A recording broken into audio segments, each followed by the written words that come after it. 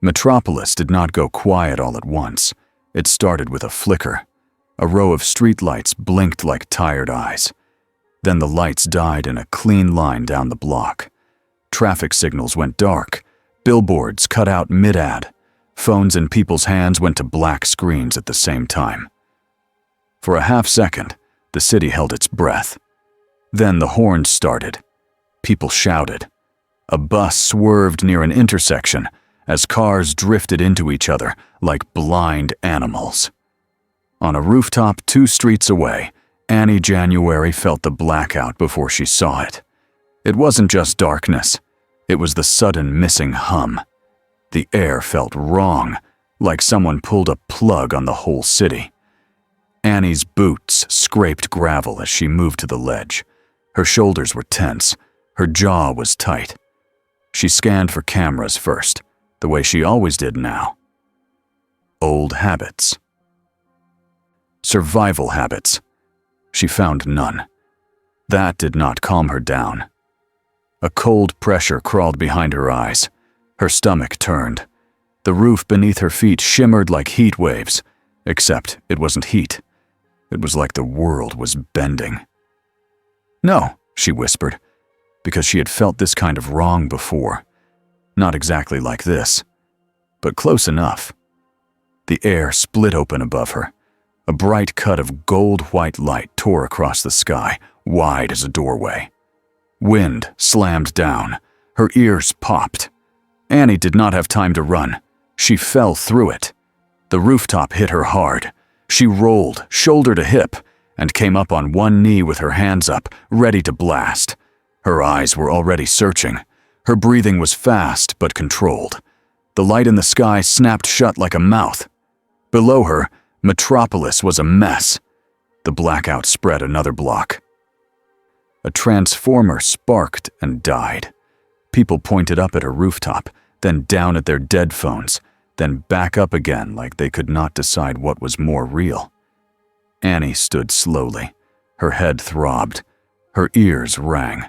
"Okay," she said to herself. "Okay. Not Vought. Not the tower. Not—" She swallowed the rest. Saying it out loud made it worse. A scream cut through the street noise. Annie whipped around.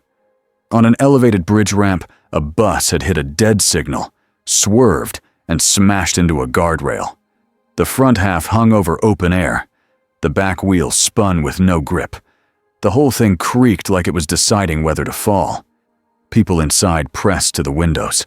A child's face appeared for a moment, crying, then vanished as the bus shifted. Annie's body moved before her mind finished the fear. She sprinted and jumped. Her explanation for the jump came later. Right now there was only the bus, the air, and the sick drop below it. She landed on the bridge ramp with a skid. The asphalt was slick from old rain. The bus groaned again. The guardrail gave another inch. Annie turned her head and felt it. Power lines under the street. Dead, but not empty. Backup batteries, emergency systems, a few generators. Tiny pockets of electricity like weak heartbeats. Not enough. She looked past the bridge and saw a power substation 2 blocks away, fenced off, dark. But even dark stations held charge in their systems. Stored power. Trapped power. Annie planted her feet and reached for it the way she reached for light. The pull hit her like cold water. Her skin prickled. Her hair lifted slightly. Her eyes began to glow, faint at first. Then brighter as energy rushed into her body. It hurt. It always hurt at the start. Like her bones wanted to reject it. She did not stop. The glow around her hands thickened into a bright, steady shine. The street below lit up in pale gold. People turned and stared. Someone yelled, "She's doing it!" Annie aimed both palms at the bus and fired. The blast was not a clean push like a big hand. It was a burst of bright force that hit the bus's underside and slowed its drop by a heartbeat. Just a heartbeat. But it was enough for the bus to tilt back a fraction instead of tipping forward. A few people inside stumbled toward the rear exit. Others froze, too scared to move. "Move!" Annie shouted, voice raw. "Get to the back! Go!" The bus creaked again. Annie fired a second burst, shorter and tighter, trying to keep the angle stable. Her arms trembled. She was not built to hold up a bus alone. Not like this. Something streaked across the street below, faster than a car, a blur that became a red and blue shape at the last second. Superman rose into the air with the bus in both hands like it weighed nothing. He lifted it smoothly, gently, like he did not want to scare anyone inside. He set it down on solid road and held it steady while people stumbled out, crying and shaking. Annie stood there, still glowing, staring like her brain could not file what she was seeing. Superman turned his head toward her. His eyes were calm, his face was open. No smirk, no threat, no cameras, no handlers. "Are you hurt?" he asked. Annie's glow flickered. She did not answer right away. Her mind threw up every warning it had. A hero that strong didn't exist in her world. Not like this. Below them, police cars rolled in, lights flashing even though the streetlights were dead. Officers stepped out with weapons raised, nervous and unsure. People filmed with whatever devices still had battery. Annie took a step back without meaning to. Her hand stayed up. "I'm not here to hurt anyone," she said. It came out fast, like she had practiced it 1,000 times.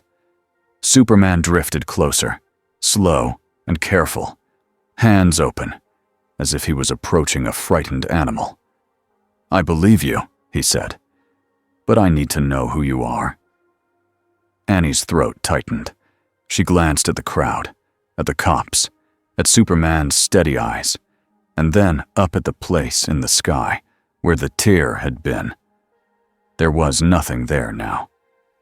But she could still feel a cold attention far above the clouds, like something had noticed her and had not looked away. "You won't believe me," Annie said. Somewhere in the upper atmosphere, a silent point of light blinked once, blue and sharp, then vanished, and Annie did not see it. But Batman did. Bruce Wayne watched from a shadowed corner of a nearby rooftop, far enough away that no one looked up and saw him, close enough that his lenses caught the details. A new meta had fallen out of the sky, not flown. Fallen. She fought like she expected betrayal. She had scanned for cameras before she scanned for threats. That told Bruce more than any glowing hands ever could. His suit's sensors recorded her energy output in clean lines on his HUD. The numbers jumped when indicates spiked, then stabilized. Controlled. Not wild. She had reached for a substation and pulled power like a sponge, then fired it like a weapon. Electrical absorption and projection. That was one of the simplest summaries. The hard part was the how. Cyborg systems would have better answers soon. But Bruce didn't wait for soon. He marked the time of the blackout. He marked the direction it spread. He marked the moment the sky tore open. Most important, he marked the second the blue blink appeared above the clouds. A signal. A probe. Something else had come close enough to look. Bruce's jaw tightened. Superman was already doing what Superman did. Helping, reassuring, calming. That was good. It was also a weakness if someone knew how to use it. Bruce tapped a comm in his cowl. "Watchtower," he said. "We have an unknown meta in Metropolis. Energy-based. Possible extra-dimensional entry. I want scans up now." In his ear, a voice answered, steady and alert. "Victor." "On it," Cyborg said. "I'm already seeing weird dips across the grid. That blackout wasn't normal." Bruce watched the woman again. She looked like she was trying not to shake. She looked like she had learned the hard way that heroes could be monsters. Bruce didn't assume she was innocent. He didn't assume she was guilty. He assumed she was dangerous, because all power was dangerous until proven otherwise. and he assumed someone else was watching her, because Bruce had seen the blink. Superman guided the crowd back with calm words and a gentle presence. He stayed between Annie and the police without making it a fight. "Lower your weapons," he told the officers. Not as an order, but it landed like one anyway. "She helped." The lead officer hesitated, then slowly lowered his gun. Others followed. Annie's glow faded. Her arms dropped an inch, still ready. But less. Superman drifted closer, stopping at a respectful distance. "I'm Clark," he said, even though most people would not say that first part. "Superman, you're safe here." Annie almost laughed. Safe was not a word she trusted anymore. She swallowed and forced herself to speak like a person, not like a cornered animal. "My name is Annie," she said. "Annie.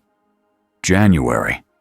The last name felt heavy, like a chain. Superman nodded. "Okay, Annie. Can you tell me what happened? How did you get here?" Annie looked up again at the empty sky. "I don't know," she said. "1 second I was—" She stopped. The pictures in her head came too fast. A bright room. A fight. A door that wasn't a door. A feeling of being pushed through cold glass. She shook her head. "I was somewhere else," she finished. "And then I was falling." Superman's expression softened. "Then we'll figure it out. Together." Annie's chest tightened at the word together. It sounded too clean, too easy. And that was exactly why it scared her. A sharp buzz cut through the air. A small drone from the city's emergency network limped overhead, trying to work on low power. Annie flinched hard. Superman noticed. "Hey," he said gently. "It's okay." Annie did not answer, because she had seen drones before, and they were never okay. In the distance, far above, unseen by anyone on the ground, something watched the city grid and measured the spike Annie had made. And it started making plans. The watchtower felt too clean. Annie stood inside a bright, quiet room with walls that looked like they had never been touched by dirty hands. The air smelled like metal and recycled coolness. Even the lighting felt controlled. She kept her shoulders stiff and her eyes moving. No posters, no brand logos, no cameras in obvious corners. That alone was strange. Superman had brought her up here with one other person, Wonder Woman, who walked beside Annie like an equal, not like a guard. Annie still felt guarded anyway. She could sense it in the careful way doors opened and closed, in the way people on screens looked at her when they thought she wasn't watching. Cyborg waited in the main scan room. Victor Stone didn't stare at her like she was a trophy. He stared like she was a puzzle that could explode. "Hi," he said, voice normal. "I'm Cyborg. Victor. We're going to do some checks. Non-invasive. No pain."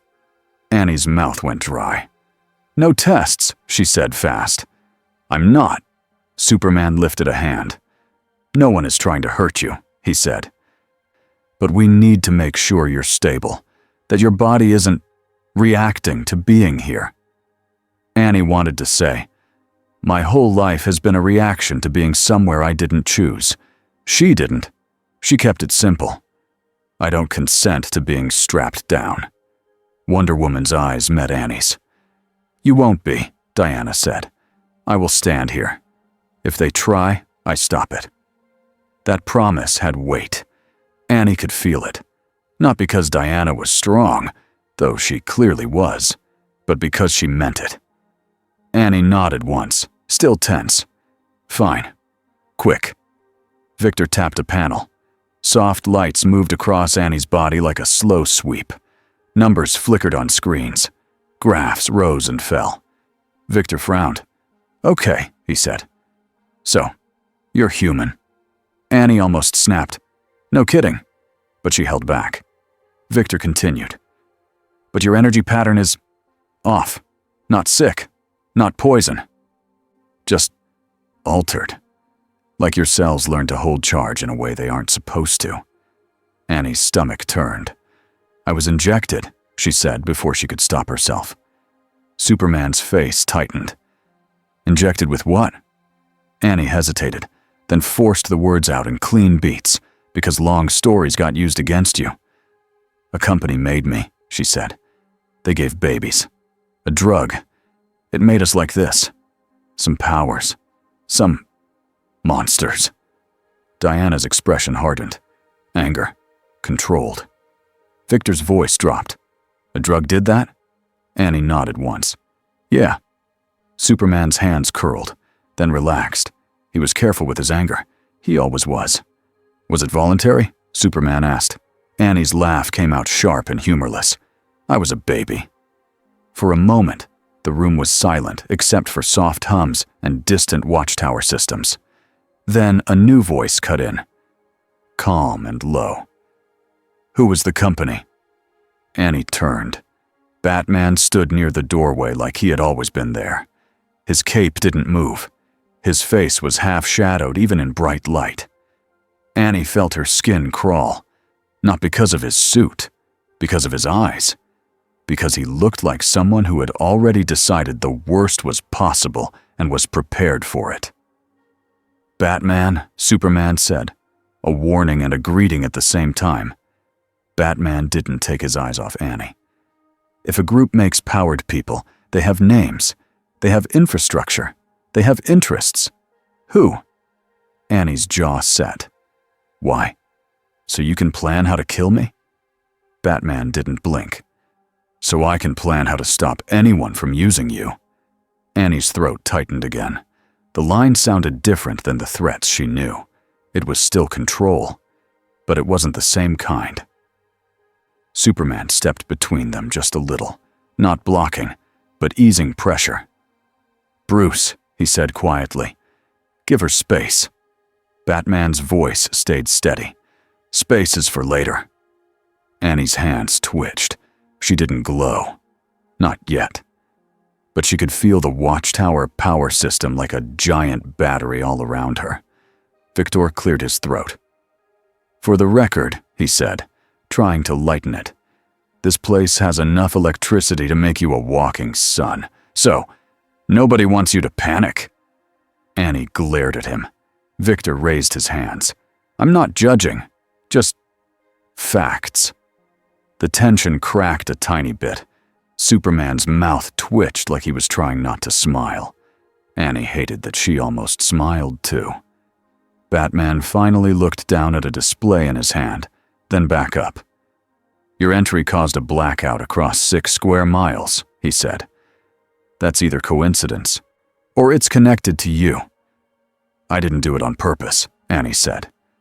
Batman's head tilted a fraction. I didn't say you did. That was worse somehow. Diana stepped forward. Enough, she said, voice firm. She is not on trial. Batman's gaze flicked to Diana, respect and stubbornness. Superman turned back to Annie. Annie, he said, we can help you, but we need to understand. Tell us what you can. No pressure. Annie took a breath, then another. She thought of all the times no pressure had been a lie. But she also remembered the bus, the way Superman had held it like it was glass, the way he had looked at people, not like props. So she gave them the truth in pieces. My world has heroes, she said. They're not like you. They're managed. They're sold. They hurt people and call it saving them. Victor's face tightened. That's bad. That's normal where I'm from, Annie said. Her voice was flat now. I tried to fix it. I failed a lot. Superman's eyes softened. Trying matters, Annie swallowed. My hero name is Starl. She stopped. The word stuck. It was a costume in a cage. Batman watched her closely, like he could see the battle happening inside her. Annie looked away. It doesn't matter. My name is Annie. Diana nodded slowly, accepting the boundary. Victor tapped at his screen again. I'm seeing a second problem, he said. Something else touched the grid before the blackout. like a ping. Not human tech. Batman's eyes narrowed. Show me. Victor pulled up the data. A thin spike. Clean. Too clean. Superman leaned in. Alien? He asked. Victor shrugged. Maybe, or something smarter. Annie felt cold creep up her spine, because she could still feel that attention in the sky, like a fingertip pressing on the back of her neck. Batman's voice was quiet. You weren't the only arrival. Far below the watchtower in Metropolis, people argued on street corners about the blackout and the glowing woman. In Gotham, some people watched the news and laughed like it was none of their problem. In a glass office that looked down over a city like it belonged to him, Lex Luthor watched the footage in slow motion. He paused it on Annie's face when her eyes lit. He paused it again on the moment Superman turned toward her, protective. Lex smiled. A new variable, he murmured. His assistant tried to speak.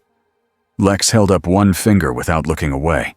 Lex's mind moved like a machine, a human meta who absorbed electricity and fired it back, not a common power set. Useful. Dangerous. And most importantly, she looked afraid. Fear made people easier to shape. Lex leaned back. Find everything, he said. Where she came from, what she is, what she can become. He tapped the screen once, right on Annie's glowing hands. And get me a list of anyone with electric manipulation history. Villains, metas, anyone. His assistant hesitated. You think she's a threat? Lex's eyes stayed on Superman's face in the paused frame. I think she's an opportunity, Lex said. Amanda Waller watched the same footage in a darker room with fewer windows and more guards. Her face did not change. Unknown meta, she said. Possible interdimensional, energy-based, potentially high yield. A man beside her shifted. Superman has her. Waller's eyes narrowed. Superman does not have anything. He borrows time. She pushed a file across the table. It was thin. Too thin. That annoyed her. I want a full profile, she said, and I want contingencies. If she can drain a grid, she can black out a city. If she can black out a city, she can crash planes, shut hospitals down, and turn panic into riots. Another person spoke. She saved a bus. Waller's mouth barely moved. So did Homelander once, on camera. No one corrected her. They didn't need to. The point was clear. Waller stood. If the League won't put a leash on her, we will, she said. Quietly, if we can. Loudly, if we must. She paused at the door. And if this is an alien probe, she added, then the next thing that comes won't ask permission either. High above Earth, in a cold place where sound didn't travel, a small, silent machine drifted through the dark. It looked like a point of light. It moved with perfect control. Its sensors had already read the spike Annie created when she pulled from the substation.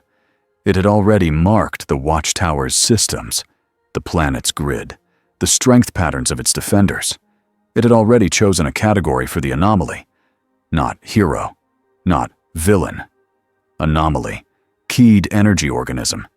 Potential value, high. It sent a message, not in words, but in pure data. A larger mind received it far away and became interested. The larger mind did not feel curiosity the way humans did. It felt need, and need turned into action. Metropolis got its lights back by morning, but people still walked like they expected the ground to vanish under them. On the watchtower, Annie didn't sleep. She sat in a small room with a couch that looked unused, staring at a blank wall. A small table held water, a blanket folded neatly. It felt like a polite cage. She stood and paced, then stopped, then paced again. She tried to breathe slowly. Her phone was gone. Not stolen. Confiscated, probably. That should have made her mad. It mostly made her feel naked. A soft sound came from the door. A tap. Annie turned fast. Yeah? The door opened a crack. Superman stood there. No suit this time. Just a simple shirt. He looked normal. That made Annie more uneasy in a different way. I thought you might want something, he said. He held up a small device. A charger cable. Annie stared. Superman's mouth twitched again. Victor said you asked about charging earlier, he said. He may have explained your powers in a way that made it sound like you were low battery. Annie let out a short breath that was almost a laugh. Okay, she said. That's actually funny. Superman stepped inside, still keeping distance. May I sit? He asked. Annie shrugged. It's your space station. It's ours, he corrected gently. And for now, you're our guest. Guest. Another clean word. Superman sat on the far end of the couch, not crowding. He looked at his hands for a second, then back at her. I know you don't trust us, he said. That makes sense. Annie's throat tightened, but she kept her face hard. You don't know what I've seen. Superman nodded. No, he said. But I know what fear looks like. And I know what it looks like when someone wants to do good and keeps getting punished for it. Annie's eyes stung. She hated it. How are you not angry? She asked. If you really are like this all the time, doesn't it make you crazy? Doesn't it make you bored? Superman's eyes softened, but they didn't get distant. Sometimes it's hard, he admitted. Sometimes you wish things were simpler. But boredom isn't what scares me. What scares you? Annie asked before she could stop herself. Superman leaned forward a little. That people stop believing they can be better, he said. That's when things get truly dangerous. Annie looked away. Her fingers flexed. She could feel the watchtower's power systems behind the walls. The temptation to draw from them was always there, like a drink within reach. So what now? She asked. You sent me back? Superman shook his head. We don't know how, he said, but we'll try. Safely. And until then, we keep you safe. Annie laughed again. Sharp. Your friend Batman does not agree. Superman didn't argue. Bruce prepares for worst cases, he said. Sometimes, he forgets to tell people he's also hoping for the best. Annie narrowed her eyes. You really think so? Superman stood. I know so, he said. He's here because he cares. He just shows it differently. As he left, he paused at the doorway. Annie, he said, if you ever feel like you're about to lose control, tell someone. Tell me. Tell Diana. Tell Victor. We will not punish you for asking for help. He left the charger cable on the table. Annie stared at it for a long time. Then she whispered, so quiet it almost wasn't sound. That's a trap. But she didn't believe her own words as much as she wanted to. The next day, Cyborg brought Annie into a larger training bay. Batman was already there. Annie stopped at the doorway. Of course you are. Batman didn't react. You're in a facility with a planet-killing laser, he said. Of course I am. Annie blinked. A what? Victor sighed. Ignore that part, he said. He means the watchtower has systems that could be used as weapons if hacked. So we test for safety. Batman's eyes stayed on Annie. Can you absorb power without pulling it from critical systems? He asked. Annie crossed her arms. I can pull from outlets, she said. From lights, from cars. I don't go draining hospitals, if that's what you're implying. Batman nodded once, like he was filing the answer. Good, he said, and it almost sounded like approval. Victor stepped between them like a referee. Here's the plan, he said. I'll give you controlled feeds. Small. Medium. You show us what your output looks like. We measure. We learn. You stay safe." Annie's eyes narrowed. "And you stay safe," Victor shrugged. "Yeah." The first feed made Annie's skin prickle. She raised her hands and took it in. Her eyes glowed faintly. She fired a small burst at a target dummy. It blasted a clean hole through the metal torso and knocked it back. Batman watched the speed of the burst, the spread angle, the recoil in Annie's shoulders. Second feed. Stronger. Annie's glow brightened. She fired again, and the target dummy went flying. Metal slammed into the far wall. "Okay," Victor said. "That's solid." Annie lowered her hands. "I'm not trying to kill it," she said. Batman's voice was quiet. "You could." Annie's jaw tightened. "I know." Batman stepped closer, but still at a distance. "Your entry event lined up with the blackout," he said. "If the blackout was caused by something else, and you were pulled through because of it, then you're bait. Or you're a key." Annie's stomach dropped. "A key to what?" Victor's screens flashed. A warning tone hit the room. Victor said. "We have another dip." Lights in the training bay flickered. Annie felt it like someone tugging at the power in the walls. She looked up fast. Batman's head snapped toward the ceiling. Superman's voice came over the comm, calm but urgent. "Victor. Bruce. We have multiple power failures across Metropolis again. It's spreading faster." Annie's mouth went dry. Not again. Victor's eyes locked on his screens. "It's not a normal grid failure," he said. "It's a drain. Like something is sucking the juice out." Annie felt cold crawl through her chest. "That's not me," she said quickly. "I'm not doing that." Batman didn't look at her. "I know," he said. That should have felt good. It didn't. Because if it wasn't her, then something else had learned how to touch the grid the way she did. And it was doing it on purpose. Metropolis looked like it was being erased. Street by street, lights died. Whole buildings went dark. Trains stopped. Elevators trapped people. Emergency generators kicked in, then failed one by one like someone was cutting their throats. Barry Allen hit the city first. To Annie, when she saw him later, he was just a blur and a burst of wind. But from Barry's own view, everything was sharp and slow, because his brain ran faster than the world. He saw a woman on a high-rise balcony crying and holding her phone like it was a lifeline. He heard a child trapped behind an elevator door, pounding and screaming.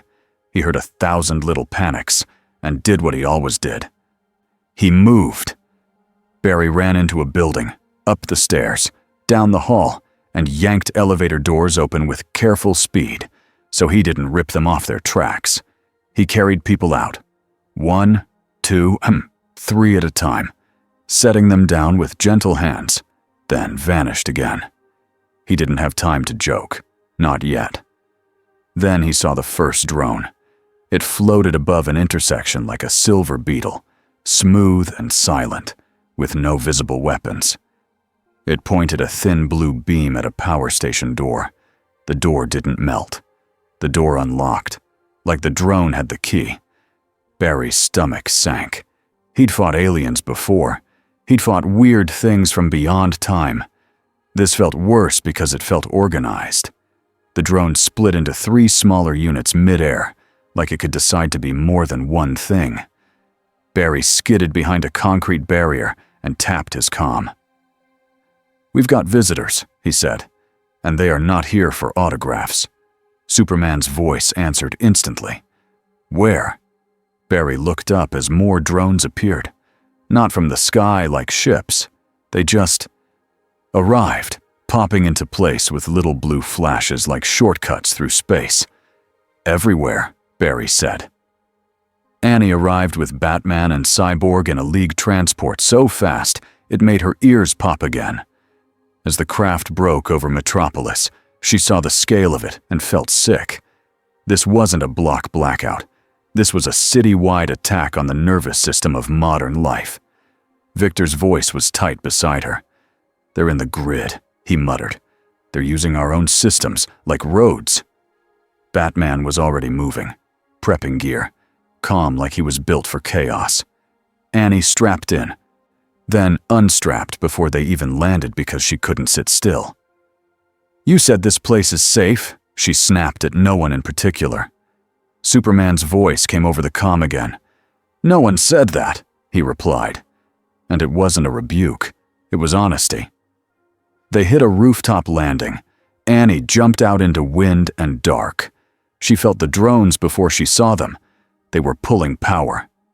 Not like she did. Not absorbing through skin. They were draining through invisible lines, turning the city into a feeding tube. Annie's hands curled. Her eyes started to glow without her asking them to. Batman grabbed her arm for 1 second, not to stop her, but to anchor her. Listen, he said. You stay with Victor. You don't go chasing alone. Annie yanked her arm back. I don't take orders. Batman's voice stayed flat. Then take facts, he said. You're the target. Annie's breath caught. Victor looked between them. He's right, Victor said. They're keyed to your energy signature. I can see it. They pivot when you move. Annie's stomach dropped again, but she forced herself to keep moving anyway. Below them, a drone cluster hovered over a hospital complex. A blue net of light spread out like a web across the roof. Green lanterns streaked in, bright green construct shields forming instantly over the building. Not today, Lantern said, voice sharp with focus. The drones didn't fight him head-on. They ignored him, slid around his constructs, and aimed beams at the hospital's backup generators. Lantern's eyes widened. They're not attacking me, he said. They're attacking power. Superman slammed into the street below with a shockwave that cracked asphalt. He didn't hit people. He hit empty ground near a drone cluster and drew their attention away from a crowded intersection. The drones turned toward him, scanned him, and then, like they had decided he wasn't the priority, some of them drifted away again. Superman's jaw tightened. He hated being ignored when people were in danger. Then he heard a scream from an underground tunnel where a train had stopped dead. He left the drones and went straight for the tunnel. Annie watched him go and felt a weird pull in her chest. No cameras, no speech, just action. A drone above her snapped its beam toward her like it had sensed her attention. Victor's voice hit her ear. Annie, heads up! The drone fired a thin blue line at the rooftop, and the line turned into a lattice in midair. A net. A cage shaped for something like her. Annie's eyes widened. Oh, hell no, she whispered. She threw up both hands and fired a blast. The light slammed into the lattice and bent it back like a pushed fence. But it didn't break. It absorbed. It adapted. Batman's voice cut in. It's tuned to you, he said. Change your output. Annie snapped her head at him. You think I don't know that? She pulled power from the rooftop emergency system, then stopped. Not enough. She reached for the city grid and felt it half dead, drained, but still there. The drones were sucking it dry, and she was trying to drink from the same cup. Victor stepped in, hands glowing faintly with internal systems. I can route you clean power, he said, but you have to trust me. Annie stared at him for half a second. Then she nodded, sharp. Do it. Victor opened a port on his arm and connected to a rooftop relay. He took the incoming power, filtered it through his systems, and fed it out in a controlled stream toward Annie like a cable you couldn't see. Annie gasped as it hit her. It was smoother than raw grid energy, less pain, more control. Okay, she said, breath shaking. Okay. She changed how she fired. Instead of one big blast, she snapped short bursts in a pattern. Bright, dim, like code. The lattice flickered, confused. It had adapted to strength, not rhythm. Annie stepped forward and fired a concentrated burst at one corner node. The node cracked and shattered into blue sparks. The lattice sagged. Batman threw a small device into the opening, and it detonated with a sharp pop. Not big enough to hurt anyone, but enough to scramble the lattice's structure. It fell apart. Annie's chest heaved. Victor's voice was tight with relief.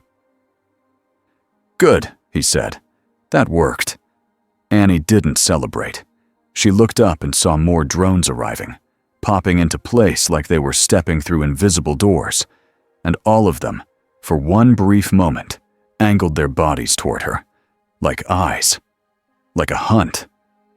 Superman ripped a subway car door open with careful hands and carried people out in groups, moving so fast it looked like teleporting to the humans who watched.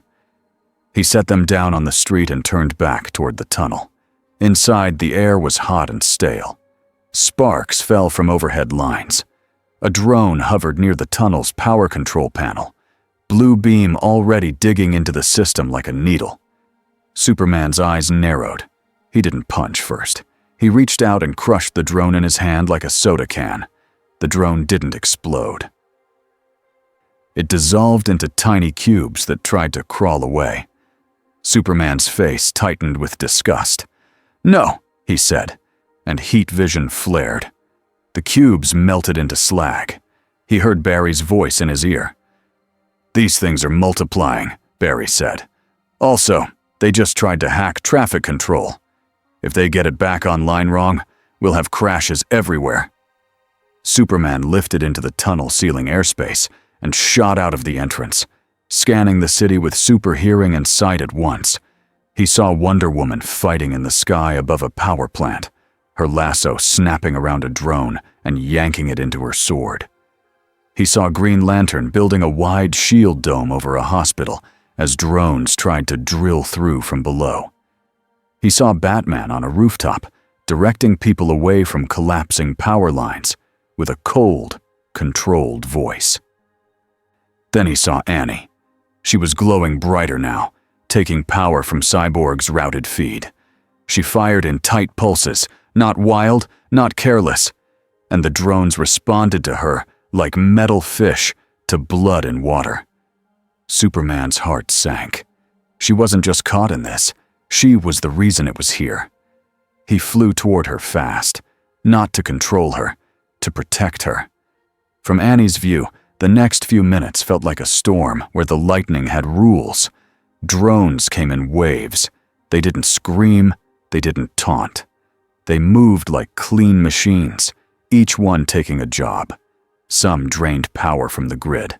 Some built nets.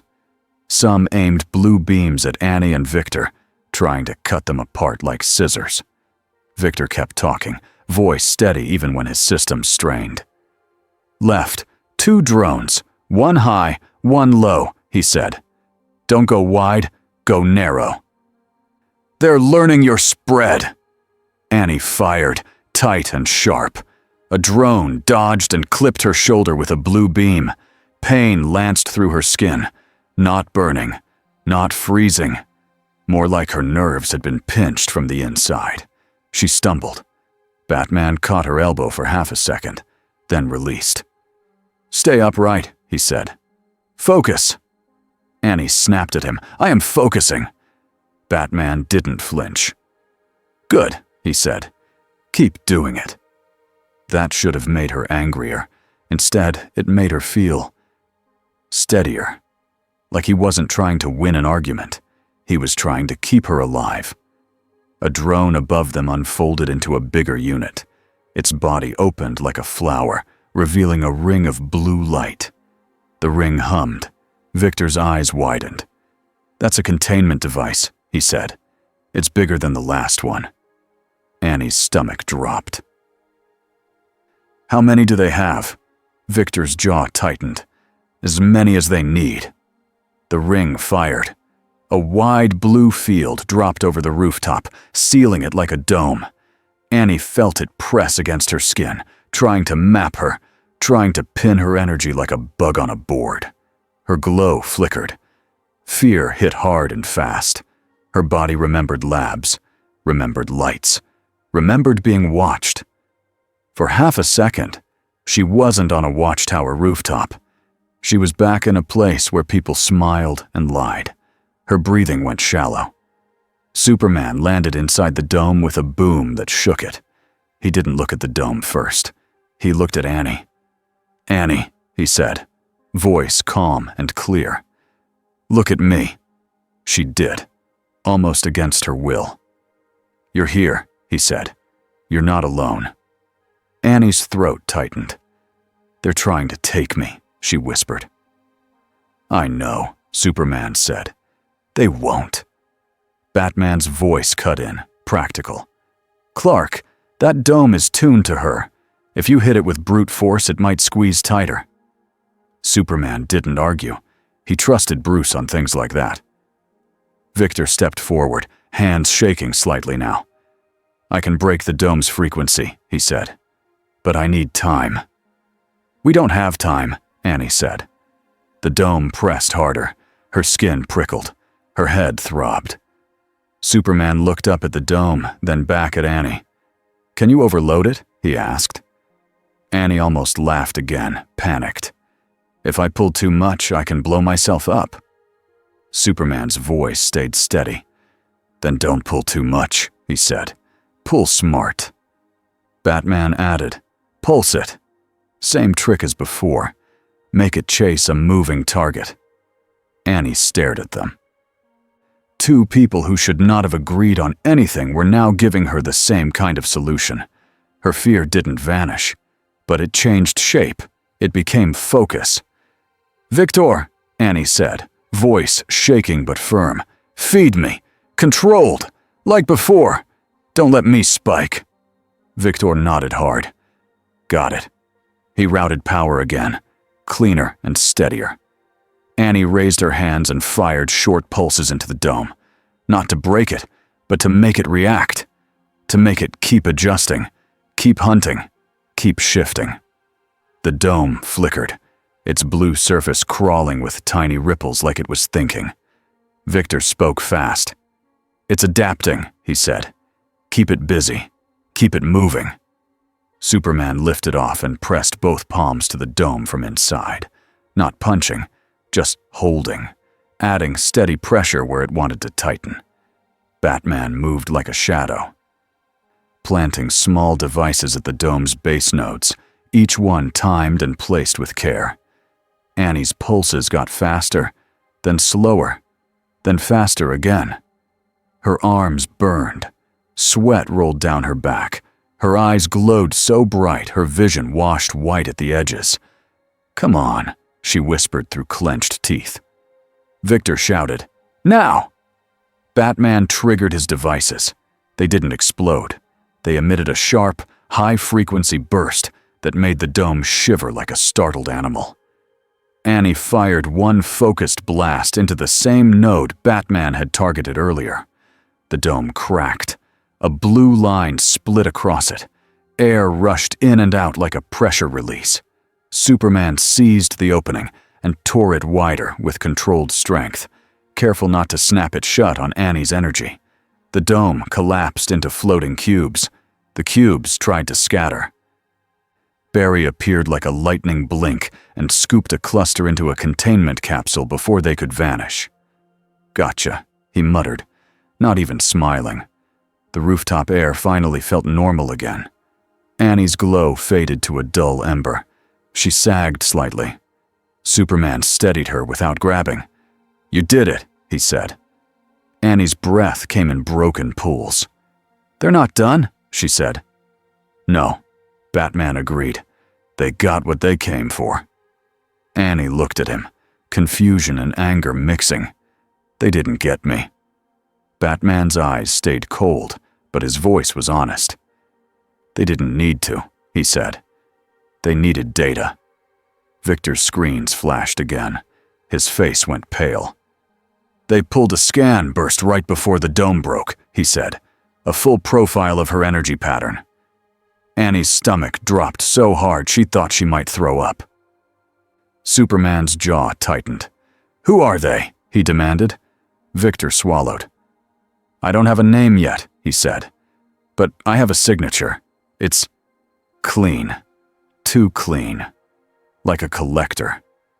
Batman looked up at the sky, not at the clouds, but through them, as if he could see the dark beyond. "A collector," he repeated quietly. Far above the city, one last drone hovered at the edge of detection. It didn't fight. It didn't flee in panic. It simply turned, as if satisfied, and vanished in a blue blink. In its wake, it left one thing behind: a projected symbol, bright and cold, hanging in the air for 3 seconds like a warning. A skull-like pattern made of lines and circles, not meant for humans to understand, meant for systems. Victor's eyes widened when his sensors caught it. "That's not random," he said. "That's a tag." Barry frowned. "A tag for what?" Victor's voice dropped. "For Earth." Annie stared at the empty air where it had been, her mouth dry. She didn't know the symbol, but she knew what it felt like. It felt like being chosen by something that did not care what she wanted. Superman looked at her again, softer now, like he could see the fear under her anger. "I asked who you were," he said quietly, "and you said I wouldn't believe you." Annie swallowed, chest tight. "Now I'm asking again," Superman continued, "because whatever this is, it's tied to you, and we need the whole truth." Annie's hands curled into fists.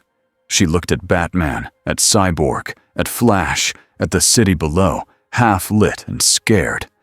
Then she forced the words out, even though saying them felt like putting a brand back on her skin. "My name is Annie January," she said. "But in my world, they call me Starlight." Batman's eyes narrowed, not at the name, but at the meaning. Superman's face didn't change in judgment. Diana's voice came over comms, steady. "We hear you," she said. Annie's throat burned. "And I think," she added, voice shaking now, "something followed me here." Morning made the damage easier to see. Metropolis had power again in most places, but it came back in patches. One block glowed. The next block stayed dark. Generators hummed behind metal doors. People stood outside apartment buildings with bags and pets, waiting for elevators to work again. Annie watched the city from a watchtower window that felt too high and too clean. She hated that she liked the view. On the screen in the corner, the news looped the same 3 clips. Her fall through the sky tear. Her hands glowing on the bridge ramp. Superman lifting the bus like it was a toy. They did not have her name yet. They didn't have her face clear enough either. The angle was wrong. The light from her blasts washed out details. That should have made her feel better. It didn't. Because she knew known was not the worst thing. Used was the worst thing. Victor had insisted she keep the room screen on. "It's data," he said. "If they spin you, we need to know fast." She kept watching anyway, like staring at a fire you started by accident. A reporter called her the Light Woman. Another guessed a new lantern. A third said an alien weapon. The word weapon made Annie's shoulders tense every time. A knock came at the door. Annie turned, already ready for a fight she didn't want. Victor stepped in first, then stopped like he didn't want to crowd her. His metal side caught the light, but his face looked tired in a human way. "Hey," he said. "You holding up?" Annie shrugged. "Sure." Victor made a face that said he didn't buy it. He pointed with his chin toward the wall outlet, where someone had placed a thick, heavy-duty cable and a small adapter box. "Before you ask," Victor said. "Yes, that's for you." Annie stared at it. Victor added, "It's not a leash. It's a controlled feed. You can top off without tapping the main systems." Annie let out a short breath. "So I'm a phone now." Victor's mouth twitched. A very angry phone. Annie almost smiled. It died before it reached her eyes. Victor's expression turned serious again. Batman wants a debrief. Full team, 10 minutes. Annie's gut tightened. I'm not confessing to anything. Victor held up a hand. Not a trial, he said. A plan. For what comes next. Annie looked back at the news. What comes next is everyone trying to own me, she said. Victor didn't argue. Yeah, he said quietly. That's why we need a plan. The Watchtower meeting room felt like it was built for storms. A long table, clear screens, smooth walls, seats that looked unused, like nobody had time to sit. Superman stood near the window, arms folded, gaze fixed on Earth below, like he could hear every worried voice at once. Wonder Woman leaned against the table, posture straight, eyes sharp. Green Lantern sat but didn't relax. Flash hovered at the edge of the room, moving his weight from foot to foot like stillness was painful. Batman stood in the back corner, half in shadow, even though the room was bright. Annie walked in and felt every pair of eyes turn toward her. Not hostile, not welcoming either. Just measuring. Victor took a spot near a console, ready to pull up data. Superman spoke first, calm and direct. Metropolis is stable again, he said. We got lucky. The drones left before they did real long-term damage. Flash made a small sound. Lucky is one word, he muttered. Annie stayed silent. She didn't want to give them anything they could twist. Batman did not waste time. They tagged Earth, he said. We saw it. Victor confirmed the signature. It's not a street gang. It's not a local villain. It's an entity with reach. Victor tapped his screen. A thin spike appeared. A clean line. A repeated pattern. Same ping as last night, Victor said. Same style. Same too clean feel. Whoever it is, they don't improvise. They engineer. Wonder Woman's eyes narrowed. Name. Victor shook his head. Not yet. Batman's voice stayed flat. It matches known off-world tech patterns. One candidate fits. Superman turned slowly. Brainiac, he said. The word landed heavy. Annie didn't know Brainiac's whole story, but she didn't need much. She had heard the tone in the room change. She had seen Superman's face tighten. Flash blew out a breath. Of course it's Brainiac, he said, because we can't have a normal Tuesday. Superman didn't smile. Annie finally spoke. So what? She said, forcing the words out. He's here because of me. Victor's gaze flicked to her. It's likely, he said gently. Your entry was a big energy event, a beacon. Batman nodded. And when you fought, you gave him more data. Annie's face flushed. So it's my fault. Superman stepped in, voice firm now. No, he said. You did not invite him. You didn't choose to come here.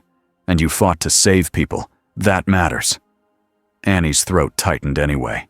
Green Lantern's voice cut in, steady and disciplined. We need boundaries, he said. If Brainiac is running grid attacks, we need shield protocols for infrastructure, hospitals, transit, water systems. Victor nodded quickly. I can build a firewall layer, he said. But if he gets into local tech again, he'll look for shortcuts. Annie felt Batman's eyes on her like a weight. She hated that she couldn't tell if it was blame or concern. Diana spoke, calm but sharp. And we need to protect Annie's autonomy, she said, before someone else decides it for her. The door at the far end opened. A screen lit up on the wall, and a woman's face appeared. Amanda Waller. Annie had never met her before, but she knew that kind of stare. Cold. Counting. Waller didn't greet anyone. Superman, she said. Batman. Wonder Woman. I'm told you have a new meta. Superman's jaw tightened. This is League business. Waller's eyes didn't move. This is national security, she replied. Metropolis lost power. People died in traffic accidents. Hospitals ran on backup. Your guest is connected to the event whether she meant to be or not. Annie's hands curled, but she kept them down. Batman spoke, voice like stone. "Say what you want." Waller's gaze shifted slightly toward Annie, like she was looking at a file. "I want her registered," Waller said. "I want a blood sample. I want her contained until we can confirm she is not a threat." Diana stepped forward one step. "No," she said, simple and final. Waller's mouth barely moved. "You don't have the authority to deny a government request," she said. Superman's voice stayed calm, but it had steel in it. "We will not hand her over," he said. "Not for experiments. Not for a leash." Waller's eyes narrowed. "Then I'll do it the hard way," she said, and the threat was not loud. It didn't need to be. Flash raised a hand like he was in class. "Just checking," he said. "When you say hard way, do you mean like tanks? Or paperwork? Because honestly, paperwork is the worst." Nobody laughed. Waller didn't blink. "Laugh all you want," she said. "My job is to make sure Earth survives. If that means doing things you don't like, I will." Then she added, almost as an afterthought, "And if Lex Luthor gets to her first, I'll hold you responsible." The screen cut out. Silence lingered. Annie's skin felt too tight. Lex Luthor. She hadn't heard the name before, but she'd heard the tone Waller used. It sounded like a rival, a threat with a suit instead of a gun. Superman exhaled slowly. "We keep her safe," he said, "and we keep the public safe." Batman's voice was low. "Those goals won't always match." Annie's eyes snapped to him. "There it is," she said. "The catch." Batman didn't flinch. "Reality," he corrected. "Not a catch." Annie took a step closer, anger rising. "In my world, reality is just a nice word for we own you." Batman's eyes stayed steady. "Then don't let anyone own you," he said. "But don't pretend the risk doesn't exist." Superman turned to Annie, softer again. "We'll work with you," he said. "Not on you." Annie wanted to believe him so badly it hurt, and that scared her almost as much as the drones. Lex Luthor did not shout. He didn't need to. In a room of polished stone and glass, Lex watched the same Metropolis footage again. He zoomed in on the moment Annie's eyes flared. He studied the way her power spiked when the city grid dipped. A man in a suit stood beside him, holding a tablet. "We can't identify her," the man said. "Her face is washed out. No known meta-registry match. No fingerprints in databases." Lex smiled faintly. "Of course not," he said. "She's not from here." The man hesitated. "Then she's alien?" Lex tapped the screen where Annie's hands glowed. "No," he said. "She's human, just altered. That's the interesting part." Another assistant stepped forward. "Waller is pushing for containment." Lex's smile widened. "Good," he said. "Waller is predictable. She will force the League to pick a side." "And you?" the assistant asked. Lex turned, eyes bright with a kind of calm hunger. "I offer help," he said. "I offer a way home. I offer answers. I offer respect." He paused, then added, "And if she refuses, I offer the public a story that makes them afraid of her." The assistant shifted. "Do you think she caused the blackouts?" Lex's expression didn't change. "I think people will believe she did," he said. He walked to another screen and pulled up a list. "Find me a meta who can manipulate electricity," he said. "A villain, someone loud, someone who enjoys attention." The assistant's eyes widened. "Livewire." Lex nodded once. "Livewire," he said, like it was a tool's name. "I want her ready." Annie couldn't get the news out of her head. She wasn't even fully public yet. And already the story was forming. Unknown glowing woman. Possible threat. Possible savior. something for people to debate while they ate dinner. In her world, that was how it started. Then the contracts came, then the threats, then the leash. She found herself in a corridor outside the main meeting room, pacing like a caged animal again. Batman appeared beside her without warning. Annie hated how he did that. She spun. "Stalking me now?" Batman's voice stayed calm. "Talking," he said. Annie crossed her arms. "Sure. Talking. With your contingency plan in your pocket." Batman didn't deny it. "Yes," he said. Annie's eyes flared with anger. "You're the same!" she snapped. "You act like you're different, but it's the same! Control, fear, plans for how to put me down!" Batman looked at her for a long moment. His voice was quieter when he finally spoke. "In your world, the system was rotten," he said. "Here, we fight the rot. Every day, we lose some battles. We keep fighting." Annie's laugh was sharp. "And you think that makes you clean?" Batman's jaw tightened. "No," he said. "I think it makes us honest about the dirt." Annie's breathing got faster. "You think I'm going to get bored," she said. "You think I'm going to turn into one of them." Batman's gaze didn't move. "I think trauma changes people," he said. "I think power magnifies what's already there. And I think you're carrying a lot." Annie swallowed hard. "So what?" she whispered. "You're going to save me?" Batman's voice stayed even. "No," he said. "You save you. I just make sure nobody else decides your future for you." Annie's anger wavered. Not gone, just less sharp. Batman took a small step back, giving her space without asking. "If you stay here," he said, "you will be tested. Not just by villains, by heroes, by governments, by the public. You have to decide your line." Annie stared at the floor. "My line is simple," she said. "I don't get owned." Batman nodded once. "Good," he said. "Then expect pressure." Annie looked up. "You ever get tired?" she asked, and the question slipped out before she could stop it.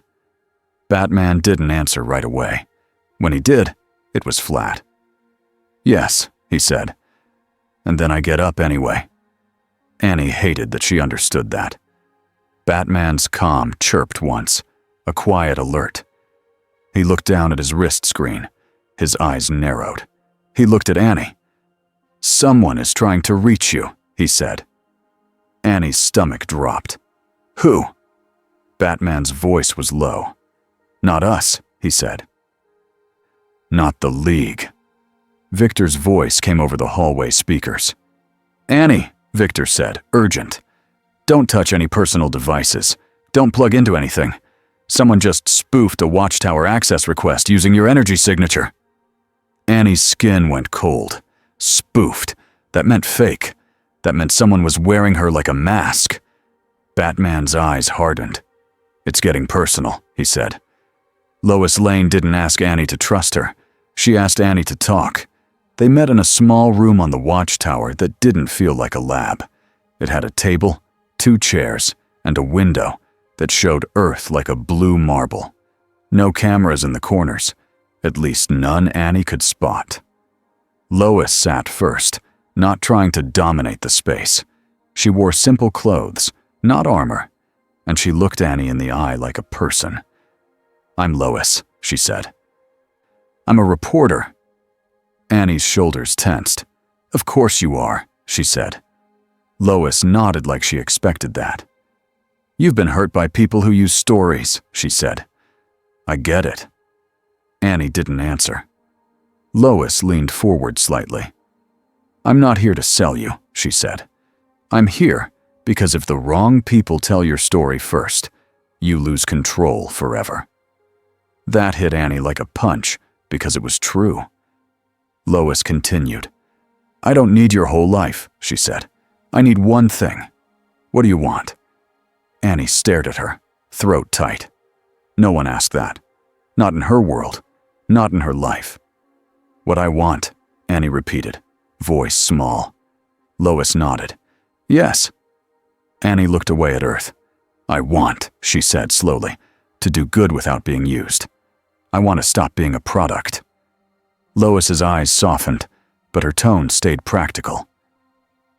Then we build you a shield, she said.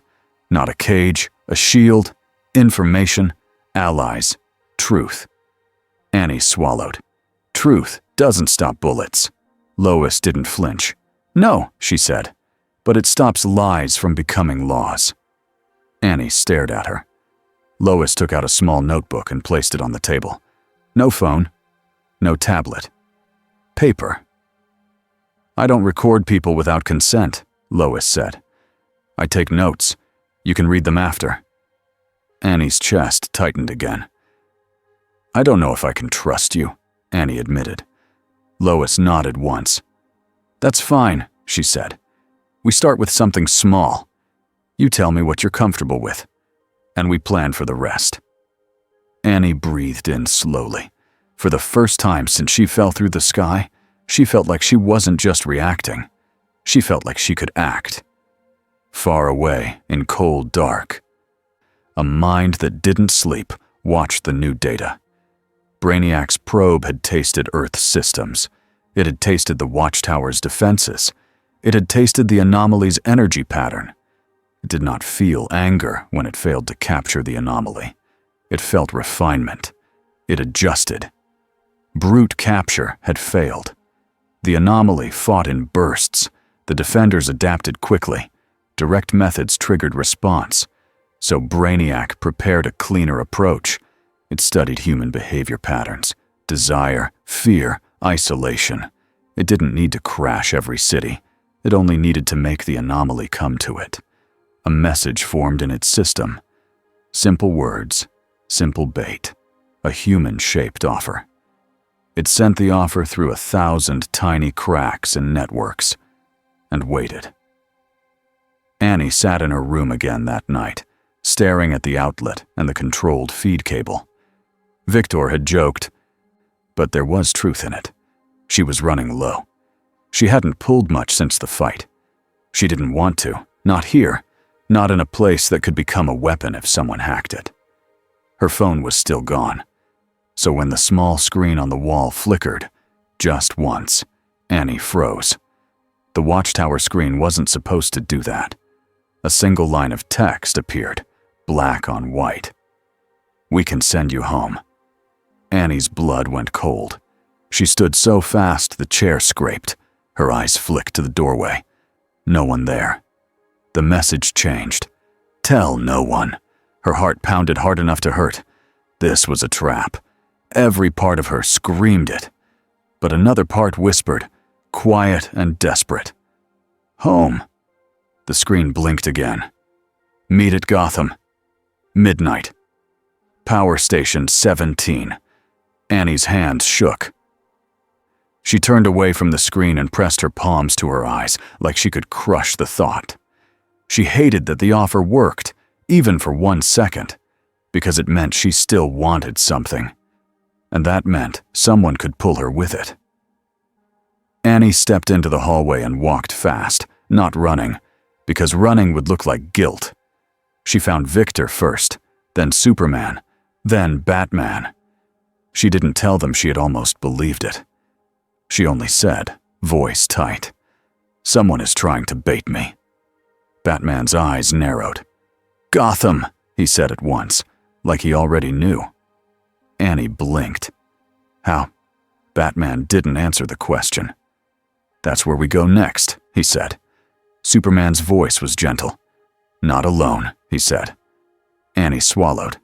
"Fine," she said. "Not alone." But deep inside, she already felt the hook, and she hated it. Gotham smelled different. Metropolis had clean air and glass towers that caught sunlight. Gotham had wet stone, smoke, and old metal. The clouds sat lower, like they were tired. Annie stood on a rooftop near a rusted water tower and watched a street below where people moved fast with their heads down. No one looked up at heroes here. Maybe because they didn't believe heroes were real. Or maybe because looking up was how you got hurt." Batman stood a few steps away, silent, cloak blending with the night like a second shadow. Victor's voice came through Annie's earpiece. "Signal check," he said. "You good?" Annie touched her ear. "I'm good," she whispered. Flash wasn't with them. Superman wasn't with them either. Gotham was Batman's territory, and Batman had insisted on a small team. Diana had wanted to come. Batman had said no. Annie had almost argued, then realized Gotham was already tense enough without a god warrior landing in the middle of it. Batman finally spoke. "We're not meeting the bait," he said. "We're using it." Annie frowned. "Using it how?" Batman glanced at her. "You want control over your story," he said. "Then you do something here that proves what you are." Annie's jaw tightened. "I'm not here to do a PR stunt." Batman's voice stayed flat. "Not PR," he said. "Proof." Annie stared at him. "Proof for who?" Batman looked down at the street. "For the people who assume heroes are scams," he said. "For the people who assume you'll become a threat. For yourself." Annie's chest tightened. Batman continued. "You said you don't want to be owned. In your world, the system used victims and hid the truth. Here's your chance to build something that fights that." Annie blinked. "Build what?" Batman's eyes turned back to her. "Accountability," he said. "A way for people to report damage, abuse, corruption. A way to make it harder for monsters to hide behind masks." Annie felt a spark inside her that wasn't electricity. It was anger, shaped into purpose. "That's what I do," she said quietly. "That's what I tried to do." Batman nodded once. "Then do it here," he said. Victor's voice came in. "I can set up a secure line," he said. "Encrypted, off-grid enough to resist basic hacks. But Gotham is messy. You'll need a human partner, too." Annie thought of Lois's notebook, of the way Lois had asked what she wanted. "Lois," Annie said. "We need Lois." Batman didn't like it. Annie could feel it. "She's not coming to Gotham at midnight," Batman said. Annie glared. "Then we do it in steps," she said. "We build the system first. We make it safe. Then we let people use it." Batman's gaze held hers for a moment. Then he gave a small nod, like conceding a point without admitting it. "Fine," he said. Annie exhaled. For the first time, Gotham felt less like a trap and more like a test she chose. Then the streetlights below flickered. Annie felt it instantly. The grid here was older, dirtier, and weaker. But the pull was the same. Someone was touching it. Victor's voice sharpened. "Annie," he said. "Something just tapped into a local power hub. It's not Brainiac's signature. It's human meta." Batman's head snapped toward a rooftop across the street. A woman stood there in a jacket that crackled with blue light. Hair blown back like she was always standing in wind. Her smile was wide and mean. "Starlight," the woman called out, voice loud and delighted. "Wow, you really are real." Annie's stomach dropped. She didn't know her name, but she knew the type. A mirror of her power, but twisted. Batman's voice was low. "Livewire," he said. Annie's eyes narrowed. "You know her?" Batman's gaze stayed on the woman. "She likes attention," he said. "And she likes hurting people." Livewire laughed, bright and sharp. "Aw, Bats, don't act like you didn't miss me." Annie took a step forward. "This isn't your city to play with," she said. Livewire's smile widened. "Says the girl who fell out of the sky and blacked out Metropolis," she said. "That's what the news says. Should I call you Power Outage Barbie or—" Annie's glow flared, fast and angry. Batman's voice cut in, quiet but firm. "Don't," he warned. Annie swallowed the blast she wanted to fire. She forced her breathing to slow. Livewire rolled her eyes. "Oh, she listens," she said. "Cute." Then Livewire lifted both hands and yanked. The street below went dark in a wave. Not gradual, a hard cut. Cars swerved. People shouted. A store alarm blared and died. And Annie felt the surge as Livewire pulled electricity into herself like it was air. Annie's jaw clenched. "She's draining the grid," Annie said. Victor's voice came fast. "She's using Gotham's old network like a toy," he said. "And she's doing it on purpose to bait you." Batman's voice was flat. "She's also covering something," he said. Annie didn't understand until she felt it. Under the chaos, there was a second touch, a cleaner touch, a cold touch. Brainiac. Annie's skin went cold. "He's here," she whispered. Livewire laughed and launched herself from the rooftop, riding a bolt of electricity like a rail.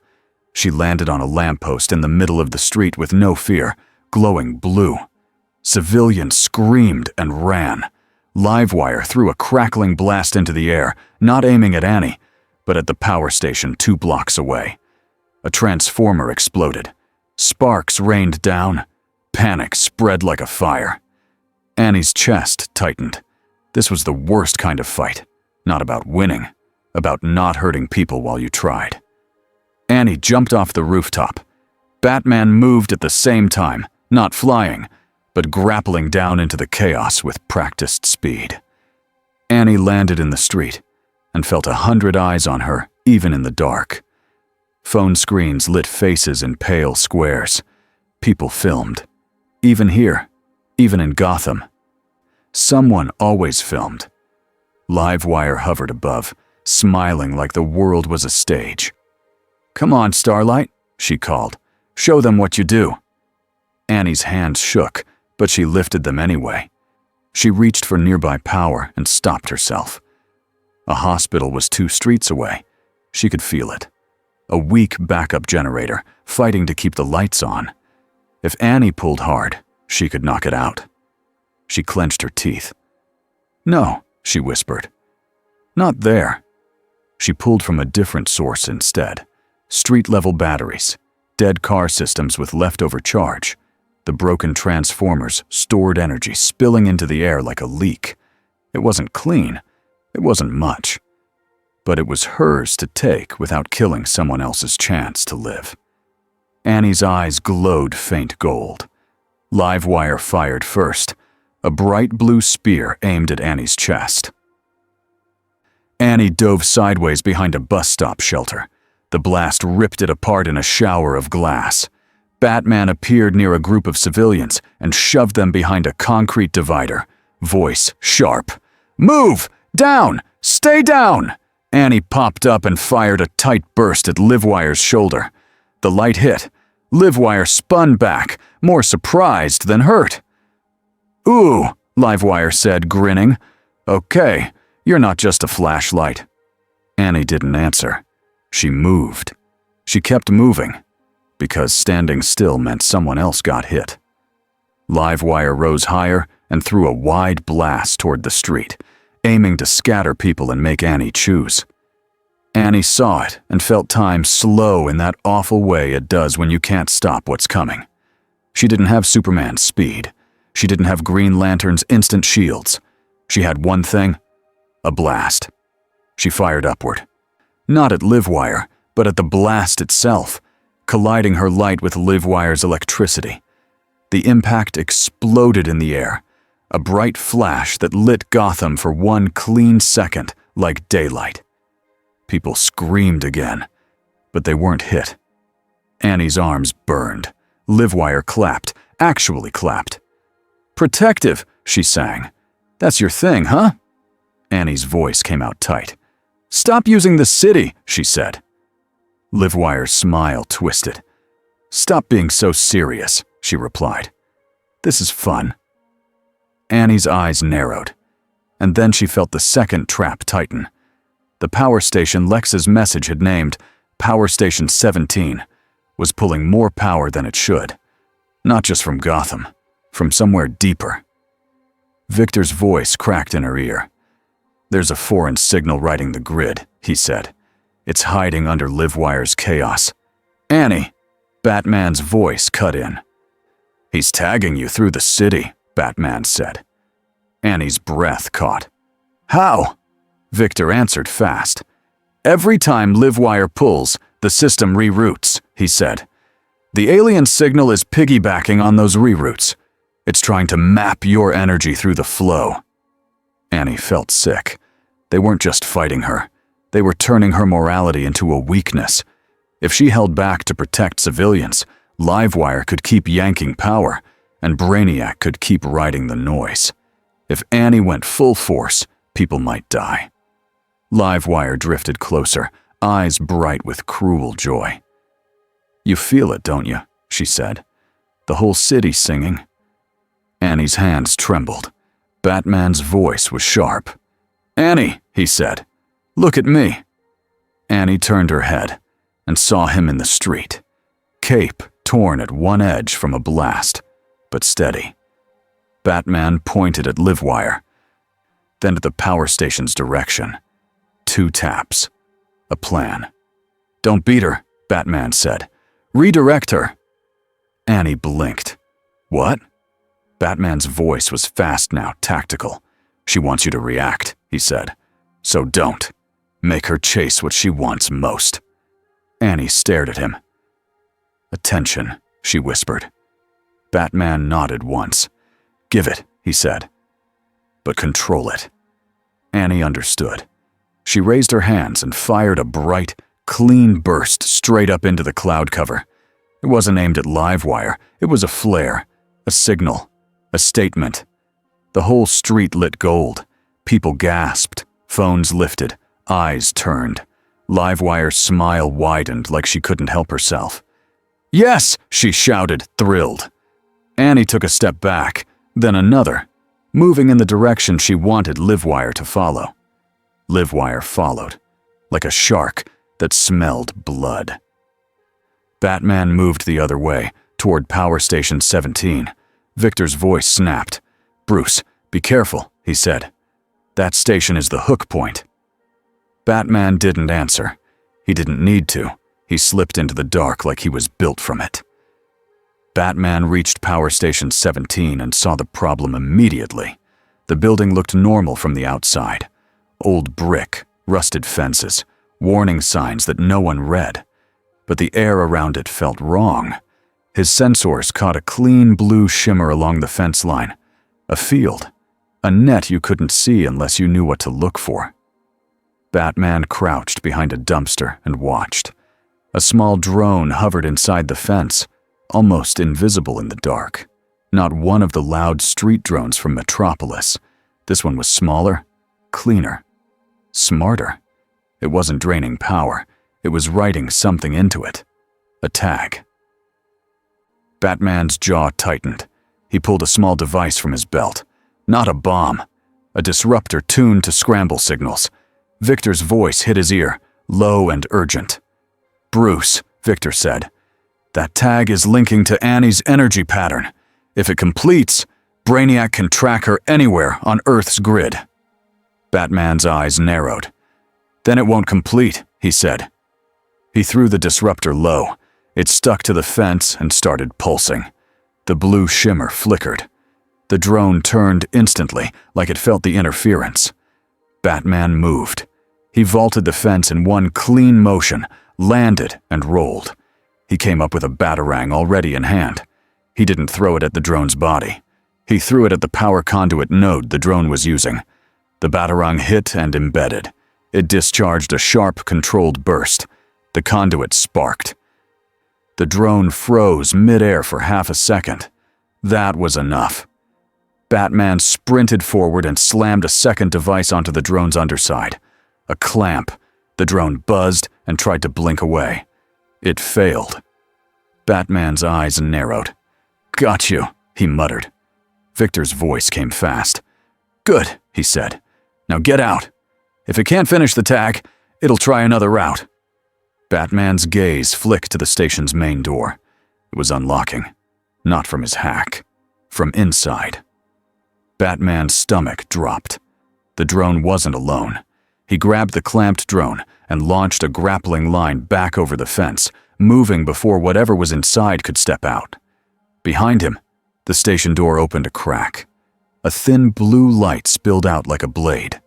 Batman didn't look back. He didn't need to. He already knew that light. Clean. Cold. Patient. Annie could feel her own limit coming. Her arms burned. Her skin prickled with half charges.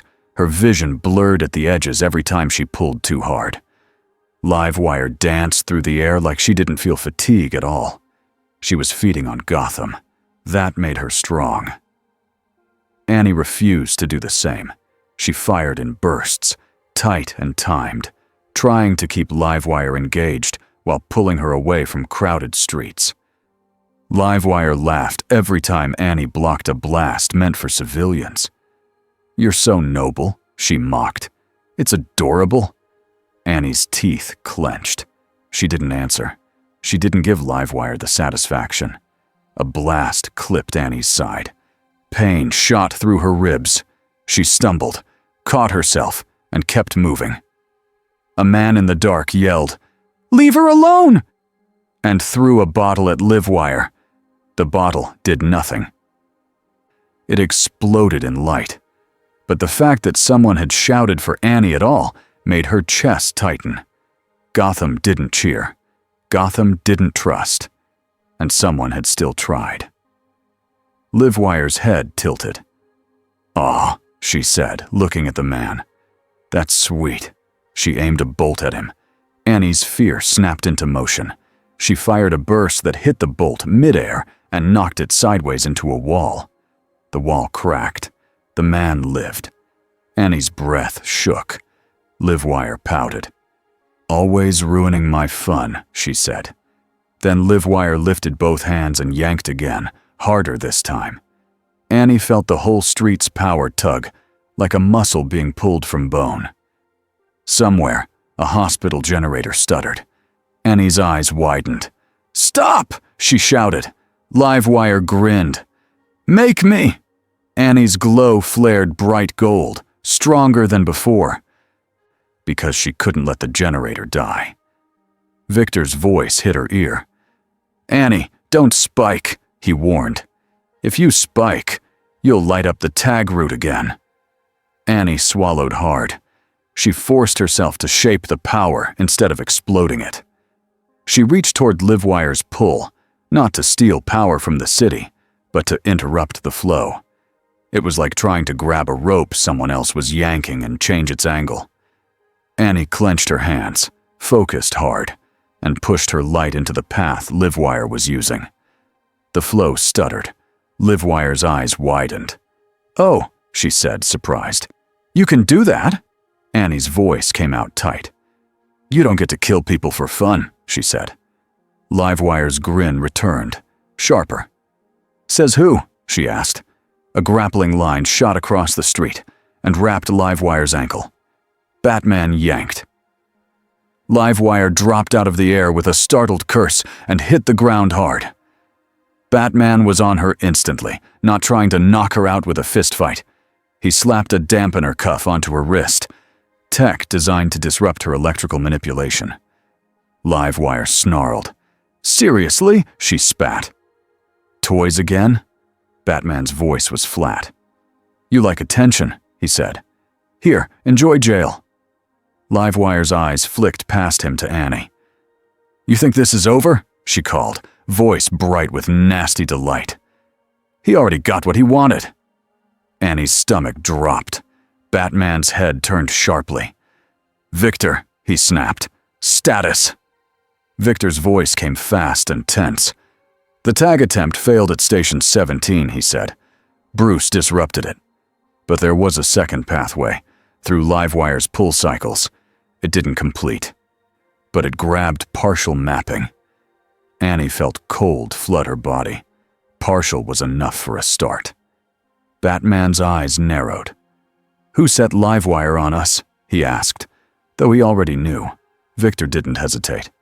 "Lex," he said. "This has his fingerprints all over it." Livewire laughed, even with the cuff on. "He pays well," she said. "And he hates Superman. You're just a bonus." Annie's hands curled into fists. "Lex wanted me scared," she said. Batman's gaze flicked to her. "Lex wanted data," he corrected. "Fear was the tool." Annie's chest heaved. She looked around. Civilians peeked from behind cars and doorways. A few filmed. Most just watched. Quiet. Unsure. Annie stepped forward, not toward Livewire, but toward the people. She lowered her hands. She forced her glow to fade. "I'm not here to hurt you," she said, voice rough. "I'm not here to drain your city." No one answered. Then a small kid, maybe 9 or 10, stepped out from behind a mailbox and stared at Annie like she was trying to decide if Annie was real. The kid didn't clap, didn't cheer. She just said, "Your light is pretty." Annie's throat tightened. She managed, "Thanks." Batman dragged Livewire back toward the shadows, already calling it in. Police sirens approached. Victor's voice softened in Annie's ear. "You did good," he said. Annie swallowed. "Brainiac still got something," she said. Victor didn't lie. "Yeah," he said. "But not enough to own you." Batman's voice cut in. Low. "Not yet," he said. Annie looked up at Gotham's low clouds. She could feel it again. That cold attention. Not close, not touching, but present. Like a hand hovering just above her shoulder. Annie exhaled slowly. She didn't get to go home. Not tonight. But she had stopped a generator from dying. She had stopped a villain from killing people for fun. She had made a choice that was hers. And now Gotham of all places, had seen her not as a brand, as a person. Somewhere far away, in a clean office, Lex Luthor would be smiling at the partial data he had won. Somewhere else, Amanda Waller would be writing new plans with sharper edges. And somewhere in the dark between stars, Brainiac would be refining his next move. Annie turned toward Batman as he returned, Livewire secured. "What now?" she asked. Batman's eyes met hers, steady and unreadable. "Now," he said. "We assume they'll try again. But next time, it won't be loud." Annie's jaw tightened. "Then we don't wait," she said.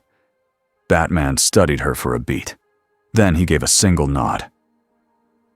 "Good," he said. "That's the right instinct." Annie looked back at the people on the street one more time. Then she followed Batman into the dark, not because she trusted him fully, but because she finally understood the real war here. It wasn't just against drones. It was against anyone who thought a hero could be owned. The first week felt like living inside a glass box, not because anyone locked Annie in a cell. They didn't. Not like that. It was the way doors hissed open for her, then hissed shut behind her. The way screens tracked her steps in quiet, polite ways. The way people spoke softly around her, as if loud words might make her explode. Annie hated that part most. She wasn't a bomb. She was a person. But she also couldn't pretend she didn't feel it. Every time she walked down a watchtower corridor, she could sense the power in the walls. The place hummed like a giant battery. It made her skin itch the way a charging cable itches your fingers when you're desperate for your phone to turn back on. Victor solved that problem on day 3. He led her into a small tech room with a metal panel on the wall. A thick cable sat coiled under it, and a simple label was stuck above the port. Starlight. Annie stared at it, then stared at Victor. "You did not," she said. Victor tried to look serious and failed. "I did," he admitted. "It's the safest controlled feed in this whole station. It draws from a buffer, not critical systems. You can use it without worrying you'll drain something important." Annie's eyes narrowed. "And the name?" Victor shrugged. "Look, you said your hero name out loud. We had to call the port something. I could have gone with Glowy Human if you prefer." Annie snorted despite herself. "You're lucky you're useful," she said. Victor grinned. I hear that a lot. She didn't plug in right away. She stood there, still suspicious. Victor's voice softened. This is you having a choice, he said.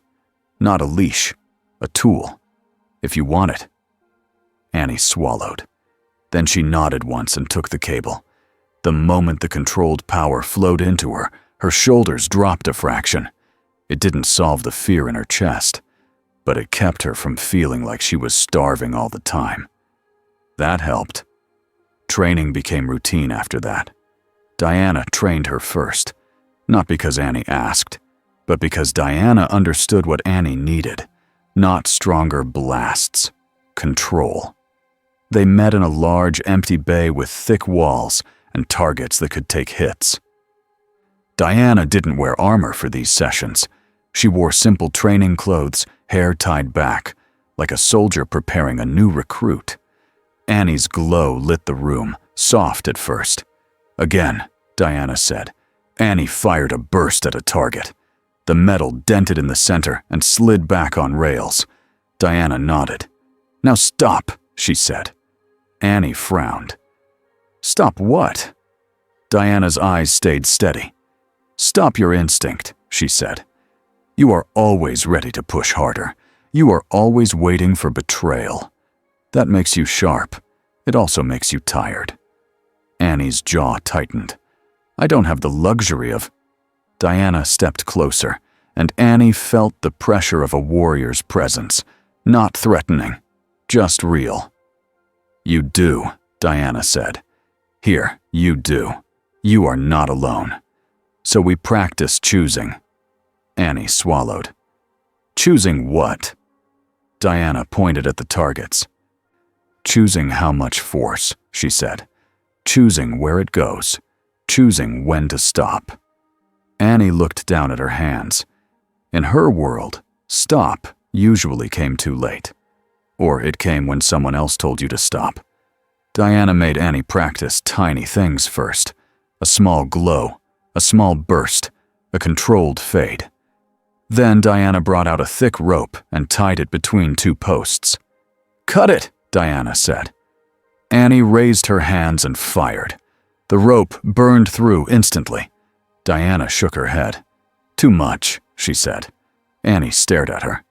It's a rope, Diana nodded. In the field, that rope is a hostage situation, she said. Or a live wire over a crowd. Or a door with people behind it. Control matters. Annie took a breath and tried again. This time she fired a thin pulse that snapped the rope without burning the posts. Diana nodded once. Better, she said. Annie wiped sweat off her forehead. My old coach would have just told me to smile more, she muttered. Diana's face hardened for a moment. Then your old coach was not a teacher, she said. He was a handler. Annie's chest tightened. She didn't argue. Victor trained her next in a different way, not with fists or blades, with systems. He showed her maps of the grid, of how power moved through a city like blood through veins. He showed her how to sense the difference between an office building and a hospital line, how to pull from a safe source when panic screamed at her to grab the biggest source. This is the hardest part, Victor said one day, as they watched a simulation of Gotham's old network. Your power is emotional. Your output spikes when your fear spikes. Annie's eyes narrowed. So I'm broken, she said. Victor shook his head. No, he said. You're human. Your powers are tied to your nervous system. That's normal. We just build tools around it. He slid a small device across the table. It looked like a simple wristband. What's this? Annie asked. A limiter, Victor said quickly, then added. Not for control, for safety. It gives you feedback. When you're about to spike, it vibrates, like a warning. Annie stared at it. Suspicion rose again. Victor didn't flinch. You can refuse, he said. But if you want to stay free, you need a way to keep your freedom from turning into collateral damage. Annie's fingers hovered over the wristband. Then she picked it up. All right, she said. But if it tries to lock me down, I rip your arm off." Victor laughed. "Fair," he said. "Please don't." Barry showed up halfway through that session with a paper cup in his hand, hair still damp like he'd run through rain. He looked at Annie's wristband. "Cool," he said. "Is that like the superhero version of a fitness tracker?" Annie deadpanned. "It tracks how close I am to frying Gotham." Barry nodded like that made perfect sense. "Okay, that's a terrible step goal," he said. Annie rolled her eyes. Victor mouthed, "Sorry." Annie mouthed back, "He's fine." And that was the weird thing. In her world, jokes were knives. Here, jokes were relief. It made her cautious in a new way. Lois helped with the part Annie cared about most. Not the fights, not the training, the truth. They built the tip line like it was a bridge made of glass. Every step had to hold weight. Every piece had to be checked twice. Lois refused to build it alone. "If it's only me," she said, "it can be attacked as Lois's agenda. If it's only you, they'll call it propaganda. We make it bigger than us." So they made it simple. A place people could report harm. A place people could ask for help.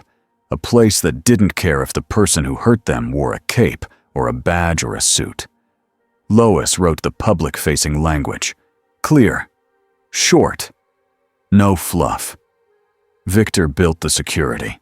Batman reviewed it and found weaknesses like it was his job to ruin hope. It annoyed Annie. It also made it safer. On the day they tested it, Annie stood in a small room with Lois and watched the first dummy report come through. A fake report. Just a test. Still, Annie's throat tightened like it was real. Lois glanced at her. "This is what you wanted," Lois said softly. Annie nodded once. "Yeah," she whispered. "This is what I wanted." For the first time, the watchtower didn't feel like a cage.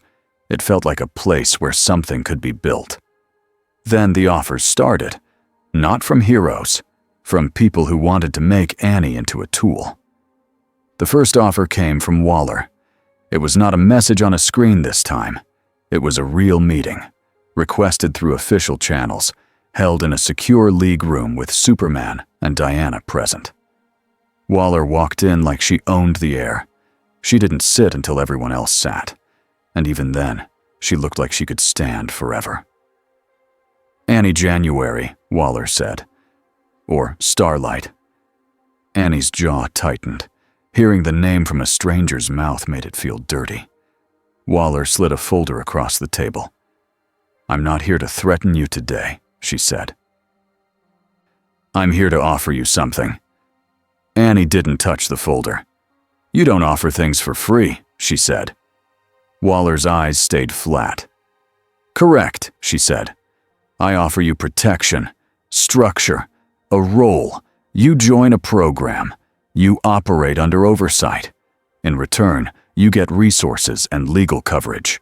You also get a dedicated team working on the how to send you home problem." Annie's stomach tightened. Home. Superman's voice was calm. "You want her under your control," he said. Waller didn't deny it. "I want her under accountability," she replied. "And before you accuse me, remember this. The last time a powerful outsider landed in a new world, people died before anyone admitted there was a problem." Annie leaned forward slightly. "So, you want me to be your weapon," she said. Waller's gaze didn't flicker. "I want you to be a tool," she said. "Weapons are emotional. Tools are efficient." Annie's hands curled under the table. Her glow didn't rise, but she felt it in her chest. Diana's voice was sharp. "She is not an object," Diana said. Waller's eyes shifted to Diana for half a second. "I don't care what you call it," she said. "I care what happens when Brainiac comes back, because he will." Annie looked at Superman. Superman didn't look away. "You don't have to accept," he told Annie quietly. Annie swallowed. Then she looked back at Waller. "No," she said. Waller blinked once, slow, not surprised, just filing it away. "You'll change your mind when someone dies because you didn't take a seat at the table," Waller said. Annie's voice stayed steady. "If I take your seat," she replied, "I die as myself." Waller stood. "Then I'll plan around you," she said, "and I hope you understand what it means when I say that." She left without another word. Annie sat there, breathing hard, hands still clenched. Superman didn't praise her. He just nodded once like he respected the choice. Diana's hand touched Annie's shoulder for a brief second. It was enough. Lex's offer came with a smile. It arrived as an invitation to a private conversation. The League didn't trust it. Batman wanted to shut it down. Annie insisted on going. "If I hide," she said, "he controls the story anyway." So they met in a neutral place in Metropolis, a clean conference room in a public building, with cameras that belonged to the city, not to Lex. Superman stood in the corner, arms folded. Batman wasn't visible, but Annie could feel him anyway, like a shadow behind the walls. Lex walked in like he was stepping onto a stage.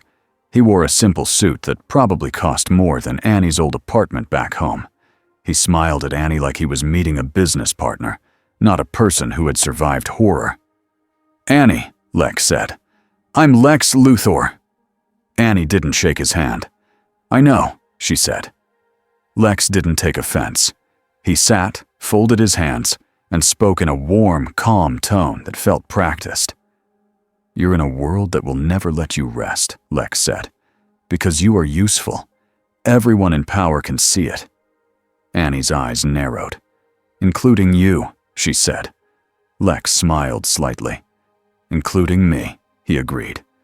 "I won't insult you with fake purity." Superman's voice cut in, low. "Get to your point, Lex." Lex didn't look at Superman. He looked at Annie. "My point is simple," Lex said. "I can build you a door." Annie's heart stuttered. Lex slid a tablet forward.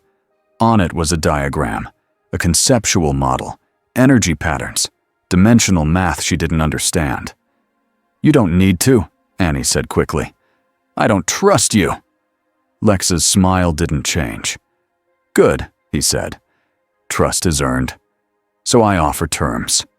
You give me access to study your energy output under agreed limits. In return, I fund a portal project, supervised by neutral experts." Annie stared at him. Lex leaned forward slightly. "You want to go home?" he said. "I can give you that." Annie's throat tightened. Then she remembered Livewire laughing, the drones, the tag. She remembered that Lex had already used her. "You set Livewire on me," Annie said, voice flat. Lex didn't deny it. "I tested a variable," he said. "I regret the collateral risk." Superman's voice sharpened. "You don't regret it," he said. Lex finally glanced at Superman. "I regret the parts that failed," he said calmly, then turned back to Annie. Annie felt her anger rise, hot and clean. "I'm not your variable," she said. Lex's eyes stayed bright. "No," he said. "You're a power source, a rare one. And if you don't work with me, someone else will try to take you." Annie stood. "Then I'll fight them," she said. Lex's smile faded a fraction. "Even Superman can't fight politics forever," he said. Annie looked at him, and her voice went quiet. "I've already lived in a world where power runs everything," she said. "I'm not doing it again." Lex leaned back, expression unreadable. Annie turned and walked out. Superman followed, silent, not comforting her with words, just walking beside her. It felt better than speeches. Brainiac's offer came last. It came without a meeting, without a smile, without a folder. It came through the one place Annie couldn't ignore, the grid. It was a calm night when it happened. Annie was in the Watchtower's small charging room, the Starlight port humming as she topped off after training. The wristband Victor built vibrated once, soft. Annie froze. The wall screen lit up without being asked. A clean white background, black letters. You want truth. Annie's blood went cold. Her hand moved toward the cable, ready to rip it out. Then another line appeared. You want home. Annie's throat tightened. Superman's voice came over her comm immediately, like the watchtower had detected the intrusion. Annie, he said, step away from the port. Annie did. Slowly, the screen changed again. A simple image formed, a map of worlds, not pictures, not colors, just points and lines like a star chart. I can show you every exit. Annie's mouth went dry. Stop, she whispered, not sure who she was talking to. A final line appeared. Come willingly. Then the screen went dark. Annie stood there shaking, not because she wanted to go, but because she had felt something worse than temptation. She had felt certainty. Brainiac didn't guess what she wanted. He knew. They didn't wait after that. Batman called it what it was. A soft capture attempt, he said. He's shaping the battlefield. Victor worked without sleep. He built new layers of defense around the watchtowers linked to Earth systems. He isolated buffers, moved critical lines off-grid where he could, and built traps where he couldn't. Green Lantern reinforced shielding protocols around hospitals and transit hubs. Flash coordinated emergency response networks across multiple cities. Superman did what Superman did. He went to the people. He spoke publicly, not about Annie's past, not about her world, but about the facts. An outsider helped save lives during a crisis, he told cameras in Metropolis. We will protect her rights. We will also protect the public. Both are possible. Some people believed him, some didn't. But the message mattered anyway. Annie kept training, kept working with Lois, kept building the tip line, because if she stopped, fear would win. And she was done letting fear steer her life. Brainiac struck at dawn, not with a giant ship in the sky, not with a city-sized skull, with precision, with systems. Victor saw it first. He's in the link, he said, voice tight, eyes locked on screens. He's not breaking in like last time. He's moving through the channels we built. Batman's jaw clenched. He learned, he said. The first sign on Earth was a sudden power dip across 3 major cities at once. Not a full blackout. Just enough to shake confidence. Enough to force emergency systems into action. Then the watchtower's external link flickered. A clean blue line appeared on Victor's main display like a needle sliding under skin. He's opening a collection window, Victor said, voice strained. He's trying to form a stable bridge. If he stabilizes it, he can pull through specialized units. Or worse. Annie ran into the control room as alarms sounded. Her hair was still damp from a quick shower. Her eyes were wide.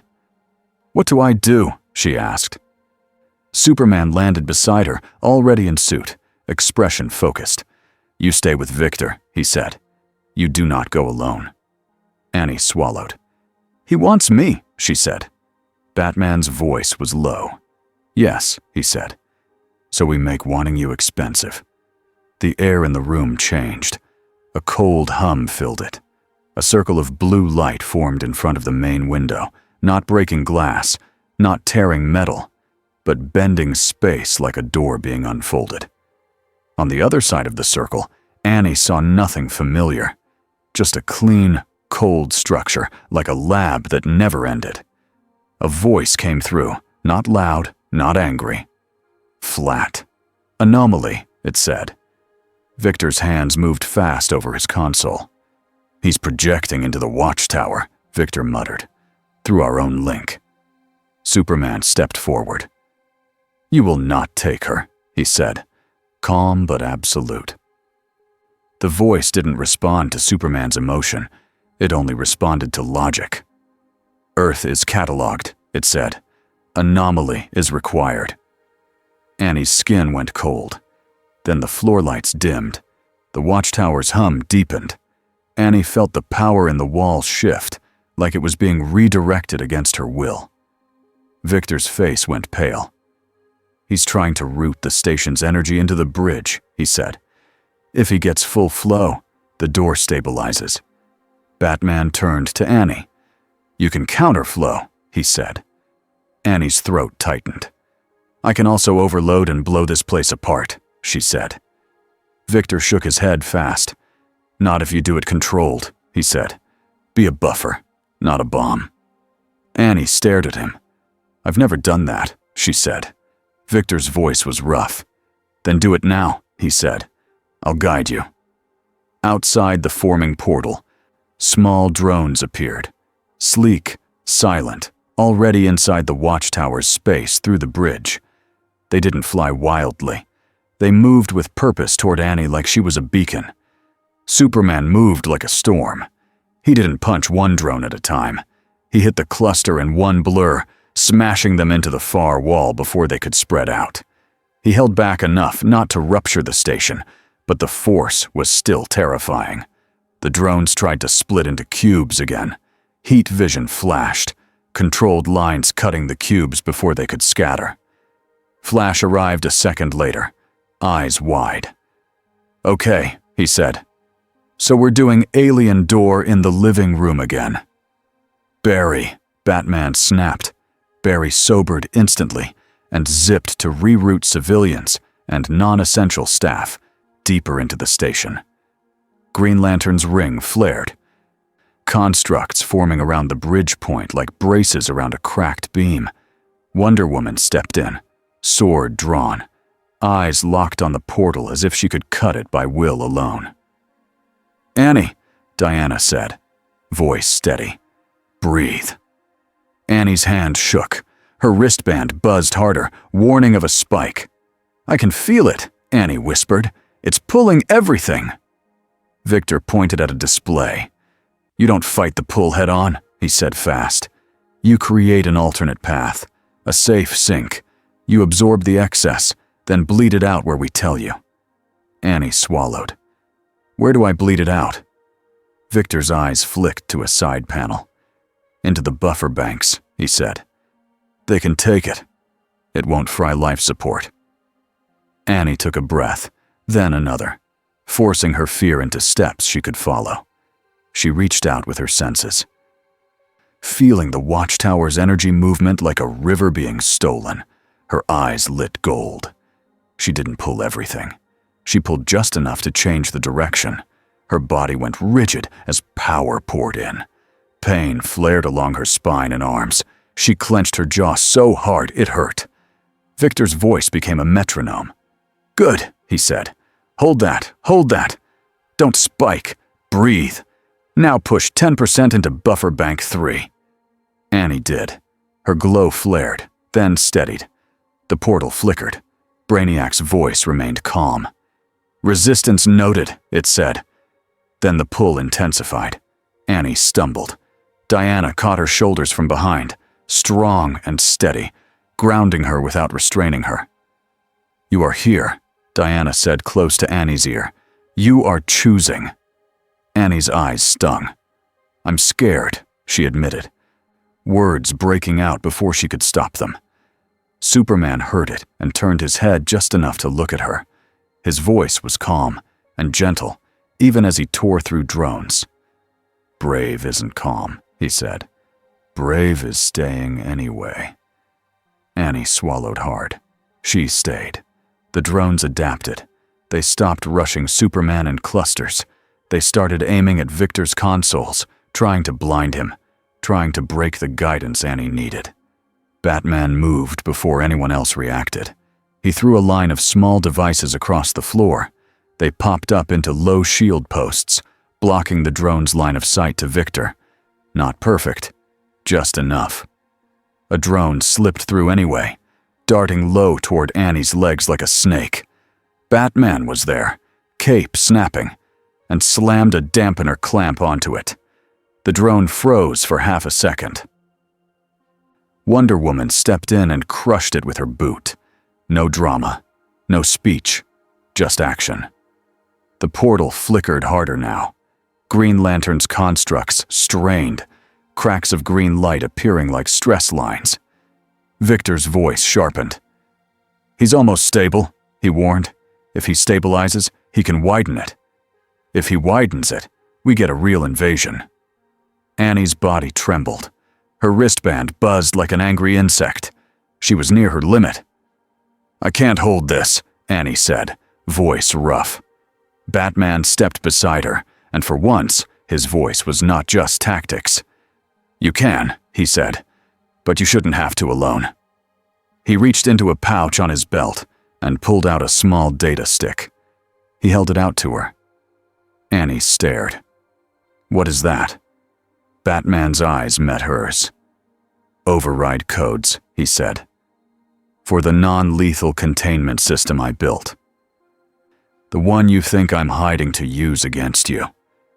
Annie's breath caught. Batman continued, voice steady. "It exists," he said. "And I never wanted it to. I built it because I build contingencies.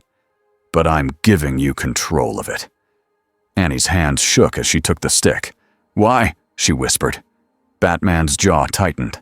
"Because trust is earned," he said. "And you earned some."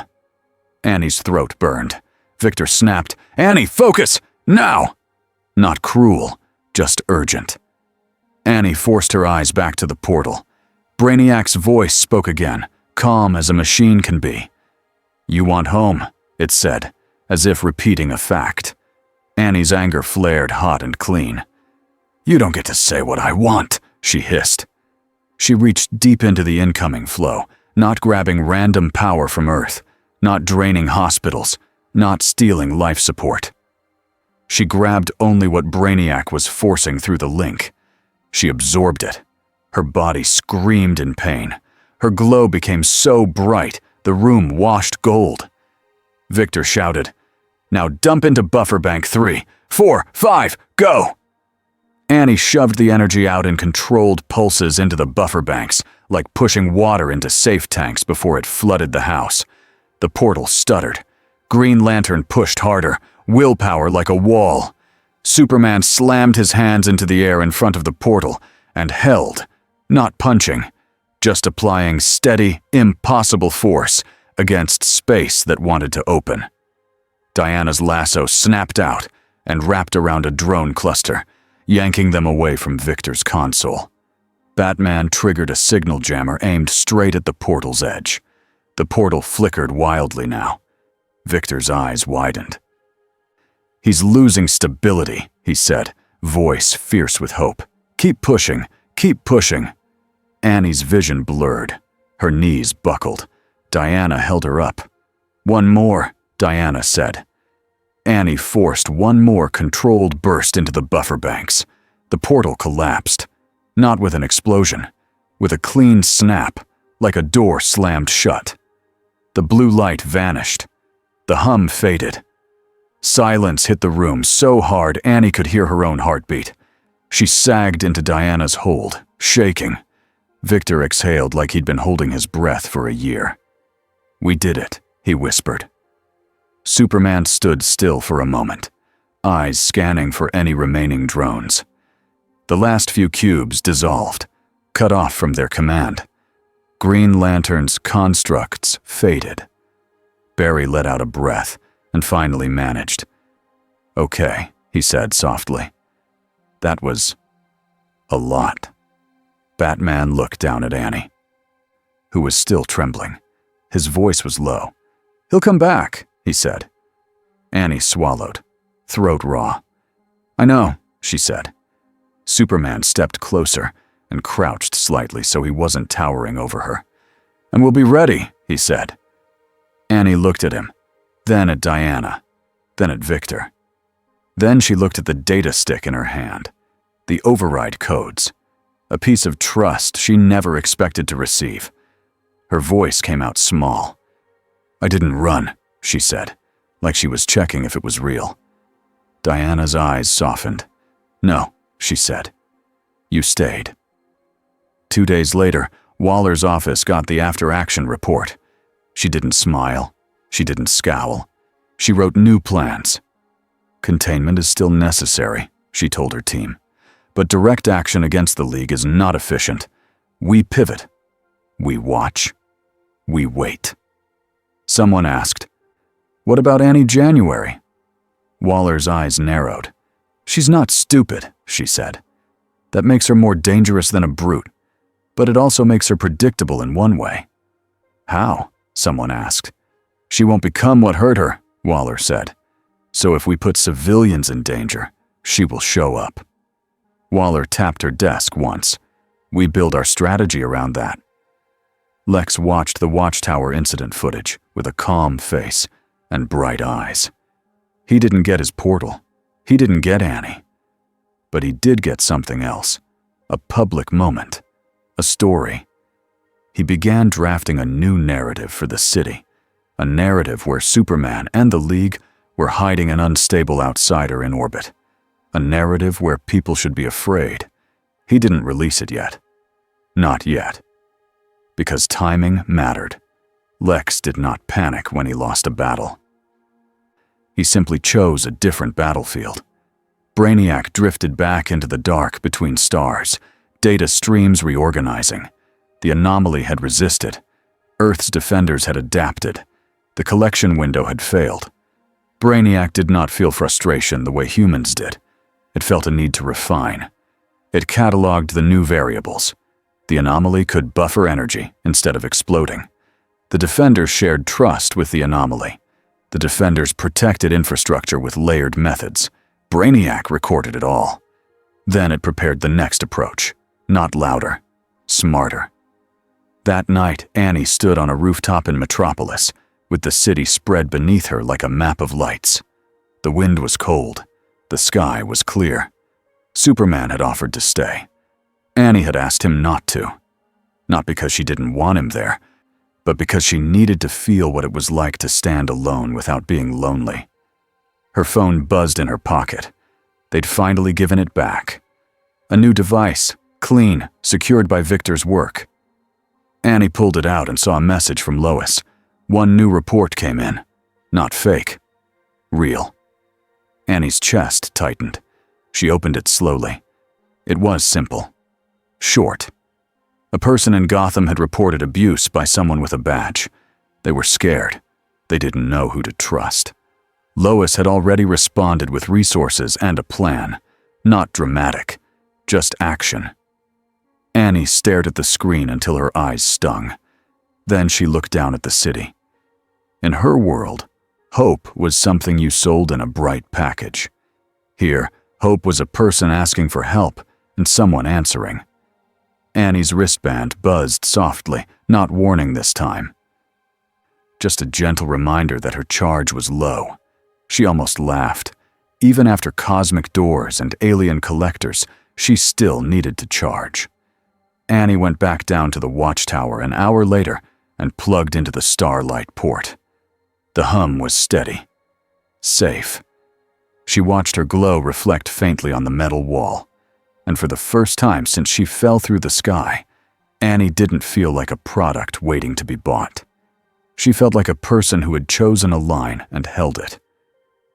Outside the Watchtower window, Earth turned quietly, lit in patches. Life continued, just different now. And somewhere below, one city block at a time, the lights stayed on. Because someone fought to keep them on. And because this time, the hope wasn't for sale.